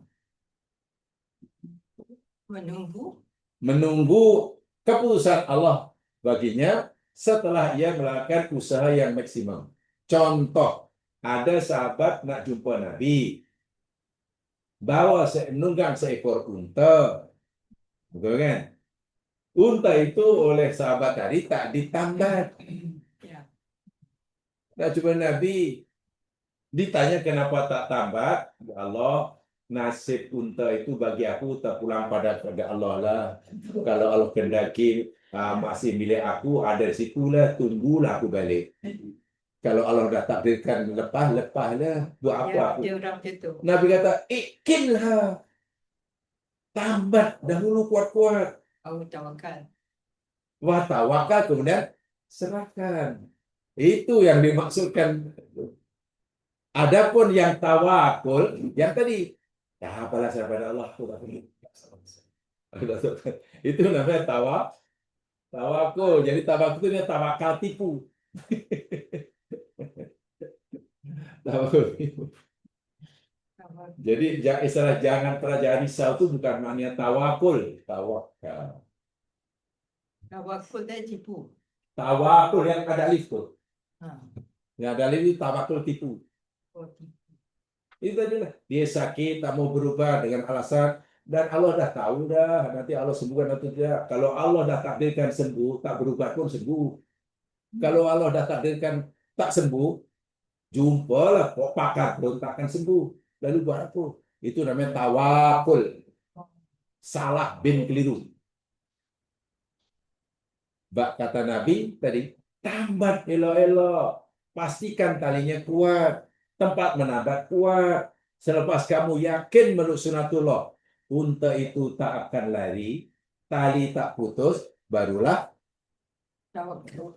serah keputusannya pada Allah. Itu maksudnya. Itu maksudnya. Jadi cari bersungguh-sungguh, belajar sungguh-sungguh, bekerja sungguh, tapi ingat ya, dalam melakukan kerja tadi mesti ikut syariat Allah. Kalau tidak ikut syariat Allah, lalu serahkan hasil pada Allah, itu bukan tawakul. Sudah jelas ikhtiarnya salah, haram caranya. Lalu serahkan hasil pada Allah. Itu bukan tawakul. Itu orang kena pukul. Diserah je lah. Tapi itulah rasanya bila sebut tawakul, banyak orang pikir orang yang duduk rileks, santai, dia manusia tawakal. Orangnya kuat tawakal. Itu bukan tawakul, tawakul. Tolong bagi aku. Itu biasanya jauh tuh. Yang tawakul itu salah itu. Yang tawakul wajib. Tapi tawakul bahasa mudahnya menunggu keputusan Allah selepas kita melakukan usaha yang ikhtiar yang maksimum. Katakanlah kita sakit. Kita menunggu keputusan Allah sama ada sembuh ataupun tidak. Sementara kita menunggu keputusan itu, kita berusaha bersungguh-sungguh karena sembuh, berubahlah. Ini, coba sana, coba itu, jadi Kemudian hasilnya kita serahkan sepenuhnya pada Allah. Apapun yang Allah Baru kita tetapkan, tawakal. kita terima dengan lapang dada. Nah, itu namanya tawakul. Pahalanya sama besar. Pahalanya sama besar. Ini belum buat apa-apa sudah tawakal. Serahkan pada Allah. Itu tawakul.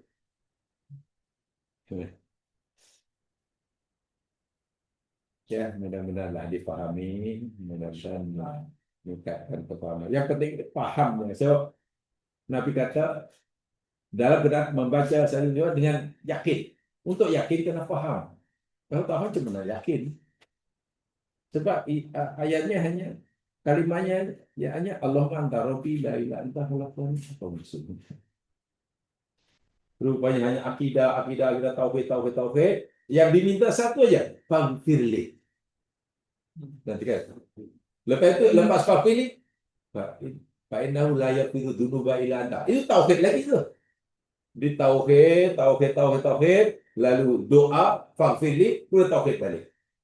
Patutlah ini bagi penghulu istighfar. Istighfar yang paling powerful. Kita tak tahu Ustaz, maksud dia. Dan kena dibaca setiap pagi dan petang. Yang paling elok kalau istighfar, baca istighfar yang ini. Lebih lagi malam hari, seperti 3 malam terakhir, tahajud, seperti waktu fajar. Dalam istighfarnya ini dengan penuh kepahaman. Jadi bukan hanya lidah yang bercakap, tapi hati tidaklah bergetar. Ketika memahami akidah tadi, hati itu terasa.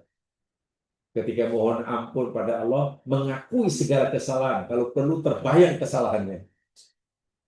Dan kalau perlu terbayang siksa yang Allah akan timpakan pada kita karena kesalahan kita jika kita tak mendapatkan pengampunan. Oh, itu pasti berpuluh-puluh. Dan kalau kita mampu melakukan walaupun sekali berpuluh, itu nilai sangat tinggi. Nilai sangat tinggi. Itu tanda yang istighfar kita diterima. Tak boleh istighfar sambil muka selambung, senyum-senyum. Istighfar muka senyum-senyum. Allahumma fili wal walidayya warhamna kama rabbayani shaghira. Apa itu? Minta ampun.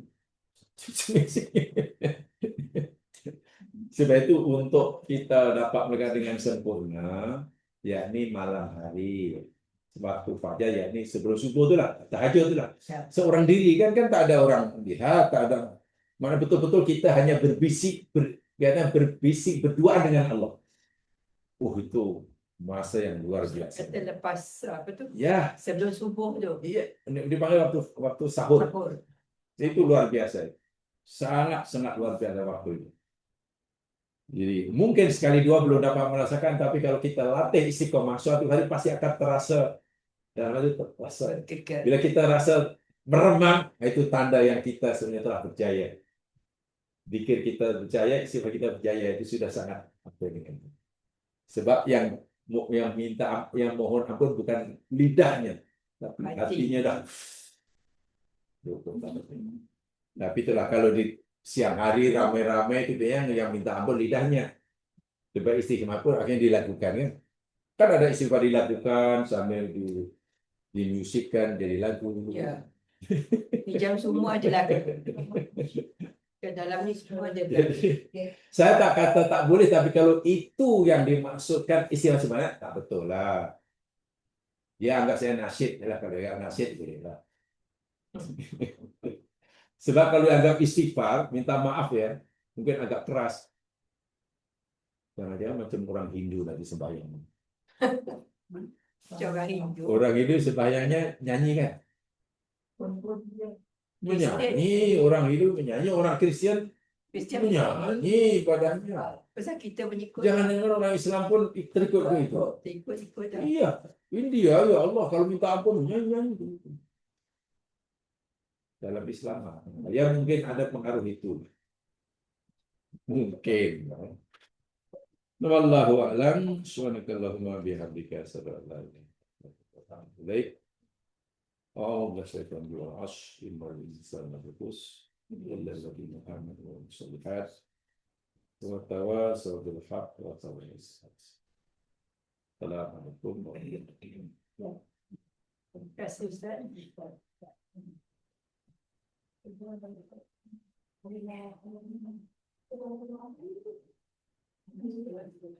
Ustazah itu masuk ada ke apa? Siapa?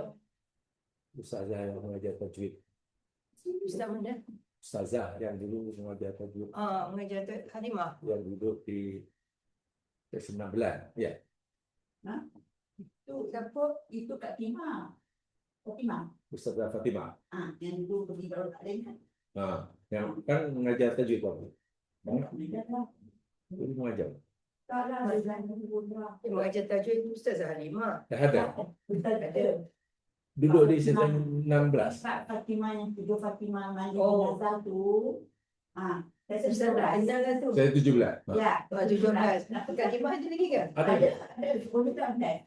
Ada. Ni kesarangan lagi lah. Oh, ada lagi? Memang ada. Ya. Pasal dulu rajin kelas tu dengan Datin Jamila, Tinggal dan Jamila, Jamila ada lagi kan? Prof. si Safia, gitu. Cuma katanya dah tak sihat waktu itu, jadi dia belum beritahu. Yang pergi ke section 16 tu. Kan, tak boleh. Tak boleh. Oh, pergi taklim. Tinggal lah dulu 3 orang tu. Jamila, Prof. Prof. Safia, dan Fatimah, Fatimah tadi. sama Ada. tu siapa? Adik bekas Mufti Wilayah.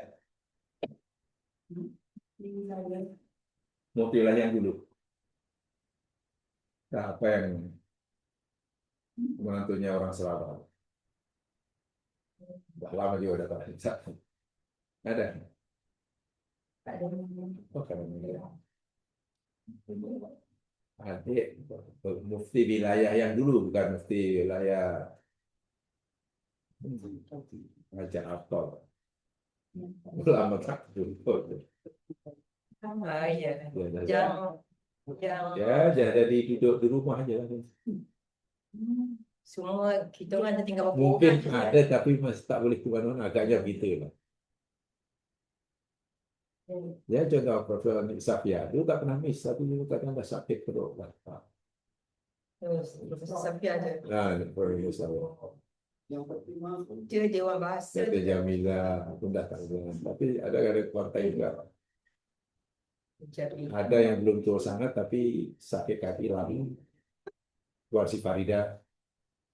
Sri Farida. Farida Tajudin. Nah, Tak pernah nampak, tak pernah jumpa saya. iya kan?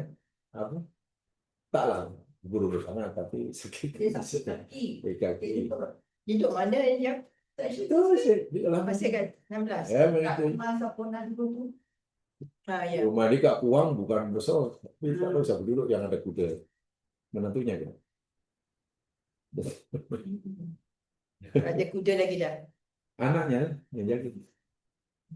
Nah, tapi anaknya yang itu duduk di Taman Tun, rumah Taman Tun. Rumah Tansi itu tak tahu yang di Kuang. Kat sini dah ramai tak ada Ustaz. Puan Sri Hamidah tu tak tahu kan Ustaz kenal. Azia Aziza? Enggak? Aziza ada lagi. Enggak? Aziza Marikan. Oh, Aziza Hamzah. Azia yang dulu di dekat roundabout season 16 tu. Aziza namanya. Tak, kalau kita nak pergi ke masjid apa? Masjid Bulat. Masjid Bulat kan ada roundabout itu, kalau ke kanan Masjid Bulat, kalau lurus Masjid Bulat Islam. Rumah dia yang dia. Aziza. Pertama semua itu. Aziza. Alah yang di suaminya kan meninggal dah, lama meninggal di Johor. Atau kalau pindah di Kota Besar atau mana? Aziza. Tak tahu. Ramai tak ada. Dah lama. Semua dah tak ada Ustaz. Tinggal boleh kira dah nak panggil pun. Yalah yang dah ada tu dah duduk di rumah je kan. Dia baca baca Jamila dan Sofia tu tak tahu mana. Kalaupun ada driver dah tak boleh ini cepat. Driver ada tapi tak boleh. Ustaz, bila kita tahu time Kan kita dah hampir tu, kalau kata orang penyakit yang sore teruk tu, doktor kata dah tak boleh buat apa. Kita tahu tak, kita nak baca apa Ustaz? Orang tu Ya, nak baca apa? ibadah yang paling utama, bukan satu-satunya, satu yang paling utama, sabar dari itu. Sabar dan redha. Artinya jangan sekali-kali dalam hati terlintas buruk sangka kepada Allah karena nasib yang dialami. Ha. Sabar itu paling utama. Yang keduanya, kalau kita mampu sabar, ditingkatkan ridho. Okay. Kalau kita mampu ridho, jadi syukur. Sehingga orang yang mampu mensyukuri musibah, itu tingkatannya paling tinggi. Itu dahulu sudah kita pelajari kan. Sabar, ridho, syukur. Sabar hukumnya wajib. Ridho dan syukur hukumnya sunat, tapi makomnya lebih tinggi. Nah, untuk mensyukuri musibah itu tidak mudah. Itu kena paham betul. Contohnya dalam surah Al-Kahfi. Ya contoh lah, ya contoh mudah. Nelayan miskin yang bergantung harap hidupnya dengan kapal kan. Ya. Khidir dengan Musa naik kapal dan Khidir pecahkan kapal. Yes. Bila kapal dirusak, itu bagi pemilik kapal semiskin itu musibah atau nikmat atau rahmat? Musibah. Musibah kan? Ya. Dari mata kasar musibah kan? Dari segi zahir. Ya. Tapi hakikatnya apa tuh? Itu musibah atau rahmat Allah pada si Rahmat. rahmat, karena kan kalau tak dirampas, tak dipecahkan akan di. Ampas. Nah, jadi seringkali Allah memberikan rahmat pada hambanya ini di sebalik musibah yang datang. Jadi datang wajah musibah, tapi belakangnya jadi orang yang punya ketajaman hati memahami kerja Allah, dia akan melihat rahmat di sebaliknya. Bila tahu itu rahmat, pasti boleh sujud syukur, walaupun musibah. Tapi kalau tak nampak rahmatnya, ya mesti mengeluh. Itu tidak mudah, karena itu namanya ilmu hikmah. Ilmu hikmah ini ilmu yang tidak ada dalam kita. Itu karena dalam hati. Pemberian Allah langsung pada hati seorang. Dan orang yang Allah berikan terus dalam hati, yakni kalau hati itu sudah mulai bersih. Semakin hati bersih, itu semakin mudah memahami kerja hikmah di sebalik kerja Allah. Kenapa ya Allah buat begitu? Kenapa ya Allah?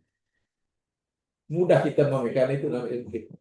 Sebab kalau kita lihat dari segi zahir, mana ada orang punya anak-anaknya mati dibunuh orang. Kan dalam Al-Kahfi ada kan? Ya. Orang soleh anak mati dibunuh.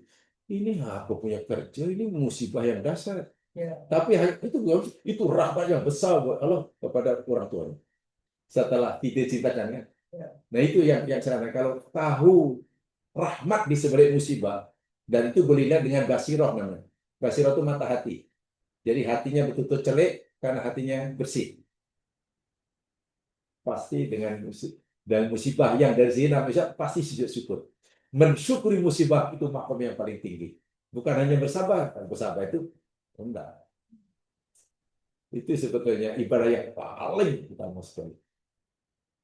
Sebab kita boleh tambahkan amalan, baca itu, baca ini. Tapi kalau terlintas dalam hati, suudan sedikit aja, habis ibadahnya. Iya. Kenapa ya Allah juga ahli? Kenapa sebut? Jangan sekali cakap kenapa pada Allah. Ya Allah baik. Walaupun terlintas, tak boleh sama sekali. Kalau terlintas, ya Ustaz. Ya, sebab istighfar. Iya. Sebab itu musuh barang yang paling dasar sekali. Saya itu ibadah yang paling besar ketika orang sudah sabar. Itu hukumnya wajib. Lebih meningkat lagi, ridho. Paling tinggi, syukur. Sehingga pada zaman Nabi, dia musibah bukan hanya bersabar, syukur. Sahabat perempuan, ya, dalam perang Badar, suaminya mati syahid, ayahnya tewas, anaknya tewas. Ada orang beritahu, puan, anak laki puan tewas, suami puan tewas. Perempuan itu wajahnya langsung tak bertukar apa, tak berubah. Malah tanya, wa kaifa alu rasul, bagaimana keadaan Nabi? Sahabat kata, kamar tanjajina, seperti mana yang kau harapkan puan, Nabi sehat. Lalu dia Minta sahabat membawanya nak tengok Nabi. Setelah melihat Nabi betul-betul sehat, karena Nabi diberitakan meninggal. Nah, apa komen perempuan itu? Ya Rasulullah, kullu musibatin ba'daka halal. Semua musibah yang menimpa aku, suamiku meninggal, ayahku meninggal, mana dia dah jadi seorang diri kan? Selepas aku melihat engkau sehat, benda itu jadi kecil. Baik itu remeh. Orang ditinggal mati oleh 3 walinya, dikatakan, ya, tak ada maknanya. Itu bukan hanya sabar, itu redonya luar biasa itu. Maknanya Ustaz, kalau kita ditimpa musibah, kita reda, sabar, syukur. Ada sesuatu yang Allah akan nak bagi kita. Untuk mendapatkan sabar ridho itu sebenarnya karena itu langsung dalam hati, bukan dalam bacaan buku. Ya. Ilmu itu bukan hasil membaca, bukan itu dalam hati. Allah masukkan kekuatan dalam hati. Dan hanya hati yang telah bersedia menerima. Sebab itu caranya semakin hati itu bersih, makin mudah akan menerima. Paling tidak sabar. Paling tidak sabar. Sebab itu dalam agama Islam istighfar itu kan segala-galanya. Mohon ampun itu kan segalanya. Tujuannya supaya bintik-bintik hitam dalam hati itu hapus. hapus. Sebab kalau hati tidak penuh dengan bintik, macam mana nur Allah nak masuk? Mata ini namanya basorun, mata hati namanya basirah. Mata ini melihat benda yang zahir, permukaan. Basirah melihat yang di sebalik yang nampak. Itu basirah.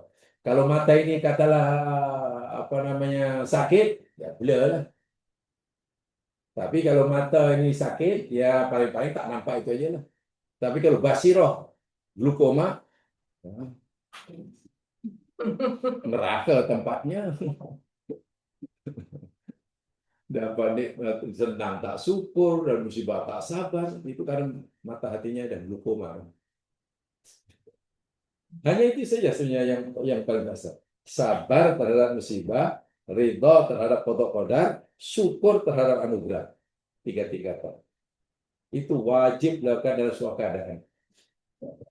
Dan itu ilmu hikmah, bukan ilmu kitab. Dalam Quran kan ada 2 jenis ilmu. Wa yu'allimul kitab wal hikmah. Nabi disuruh Allah mengajarkan ilmu kitab dan ilmu hikmah. Ilmu kitab yakni ilmu zahir, ilmu kaifiyah, ilmu syariah.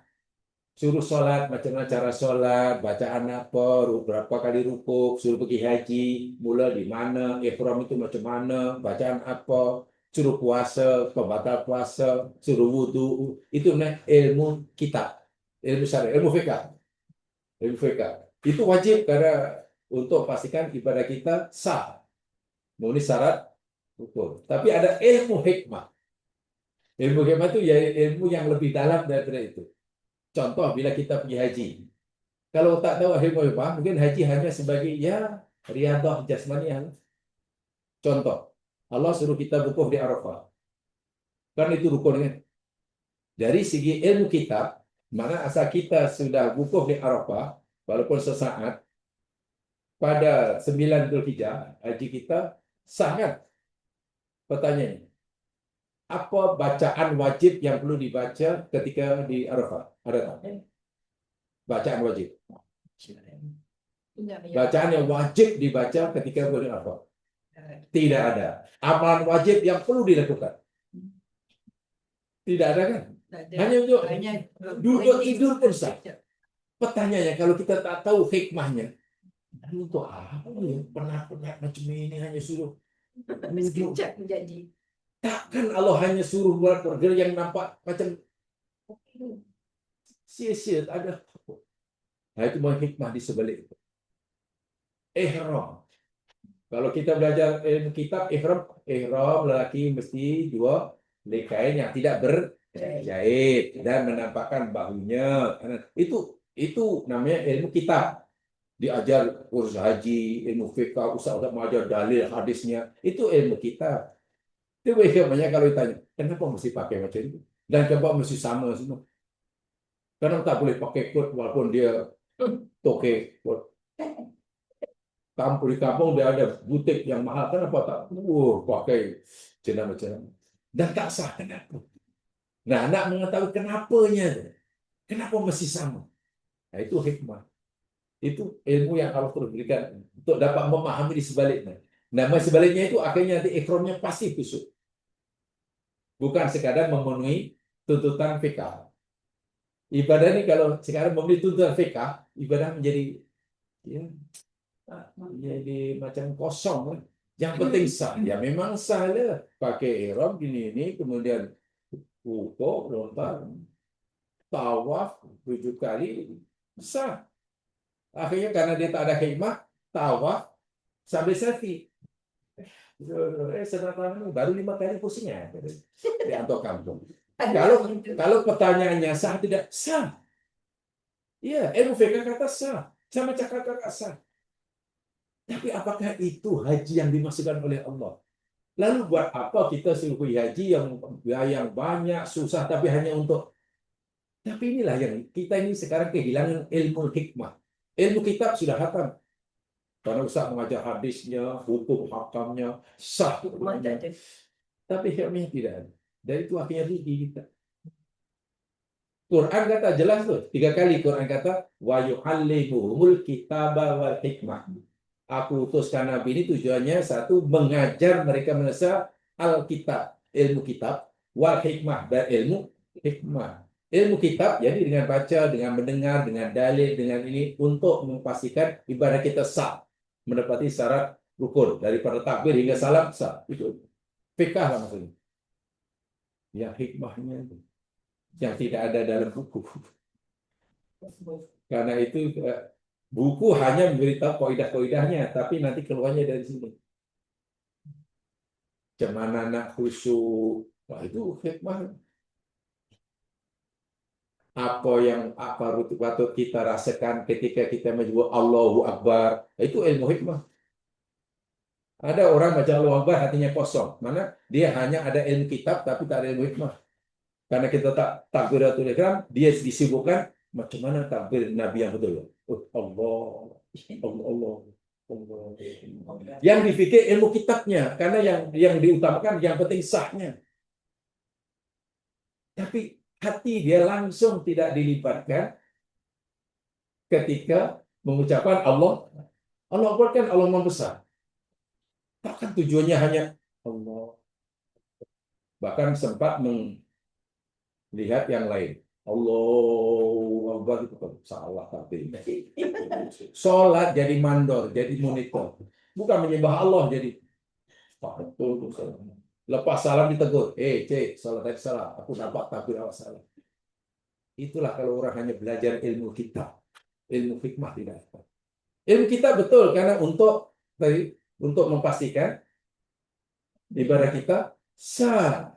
Betul, kena belajar ini, takbirnya macam mana, banyak itu. Itu betul, ilmu syariat, ya wajib. Tapi tak boleh berhenti di situ, gitulah maksud saya. Tapi ya saya hanya di situ, itu pun akhirnya ya pecah sana sini, serang menyerang, itu soal pun. Sebentar hikmah langsung tak disentuh. Ya, ibadahnya jadi kosong. Bak kata ulama dahulu, ibadah yang situ jadi macam badan yang tidak ada ruh. Badan sehat tapi tak ada ruh. Macam mana dia? Badan sehat tapi ruh ada. Apa tu? Makanan cantik, memasaknya hebat, sungguh, sempurna, perfect, markahnya 100, tapi rasa tak ada. Itu macam mana tu? Orang begitu utamakan yang penting cara masaknya betul, cara menghidang betul, cara menyusunnya betul. Oh, tapi rasa tak ada. Itu lebih dari mata. Jadi macam jasad tanpa roh. Cantik luar biasa. So, tak dapat apa-apa ya Ustaz. Ya bukan apa. Dia gugur kewajiban, gitulah. Mana tidak perlu mengulangi kewajiban karena sudah sah kan. Tapi penilaian di sisi Allah, Nabi beritahu kita, Allah menilai salat hamba itu ada yang dapat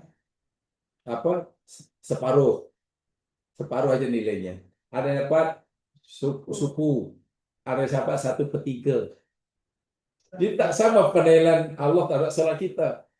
Bahkan ada yang dapat suku. Mana sholatnya yang mana ini? Sedangkan Allah mau sholat kita itu dinilai 100% kan? Pasti itu bukan pasal dari segi ilmu fikahnya, pasti dari ilmu hikmahnya. Apalagi Nabi kata, Ju'niat ya qurratu aini li fi shalah. Allah jadikan sholat itu sebagai qurratu aini. Apa itu? Ketenangan. Sesuatu yang boleh membuat jiwa Nabi ini tenang, bahagia, setentram itu semasa Nabi sholat. Setiap Nabi sholat, setelah itu boleh memberikan satu, Ketenangan. itulah hikmah namanya. Bukan hanya yang penting sah dalam pelaksanaannya. Kita mungkin belum ke sana. Orang masih sibuk, sholatnya sah atau tidak, takbirnya betul, jadi betul. Ya, Tapi bisa. hati, jadi sholatnya bebanan. Ya. Itulah kalau tak disambung. Karena diteruskan, ilmu kita penting, ilmu hikmah juga penting. Karena itu betul berkaitan. Itu ada nanti kekali dalam Quran. Allah sebut, yu'allimuhumul kitab wal hikmah. Tapi sekarang yang banyak orang belajar hanya ilmu kitab. Tidak salah, karena wajib. Belajar wudhu yang betul macam mana, pergi umroh ikut sunnah yang mana. Ya, disuruh. Tapi hikmahnya mana? Jadi kursus haji mesti hikmah dimasukkan supaya hajinya bukan sekadar sah tapi benar-benar boleh memberikan impak dalam itu. Sebab kemakruran haji bukan semata-mata dinilai pada sah atau tidaknya haji, daripada kesannya pada sholat. Demikian juga kan sholat juga. Tapi itulah ilmu kita pun akhirnya gaduh sana gaduh sini karena beda pendapat sedikit gaduh. Bisa dari segi pun gaduh. Dan bukan bisa dari segi dalil, bisa dari segi memahami dalil. Dalilnya sama, memahami macam ni, gimana ni. Karena bisa pemahamannya gaduh, dalilnya sama. Sama. Macam itu. Akhirnya Islam terasa gersang, panas. Panas aja. Ramai, tak memberikan ke tangan malah memberikan ke apa ya? Ya panas tuh. Itu mesti ada yang tak betul tuh. Bagi saya ada yang tak kena. Ada yang tak. Banyak tak kena satu. Tak kena bukan ilmunya ya, mesti ada caranya kenapa. Islam ini agama yang sempurna ya. Tidak hanya mempelajari benda yang zahir, tapi juga yang bukan sekadar mengajar kita bagaimana cara masak yang betul, menghidang yang betul, tapi juga pastikan rasanya sedap dan memberi manfaat pada tubuh badan. Itu ibaratnya begitulah. Tapi orang katanya sibuk mempelajari yang penting masak betul. Serve-nya betul. Rasa nomor 2. Nanti dimakan orang jadi sehat atau malah lumpuh kaki dia. Tak penting. Cuman itulah hikmah tuh. Dalam sungguh. Dalam sungguh. Sedangkan keduanya berkaitan. Tak boleh dipisahkan. Antara ilmu kitab dan ilmu ini boleh dipisahkan, tapi tak boleh dipisahkan. Allah. Kasih saya. Ya, itu kena banyak belajar.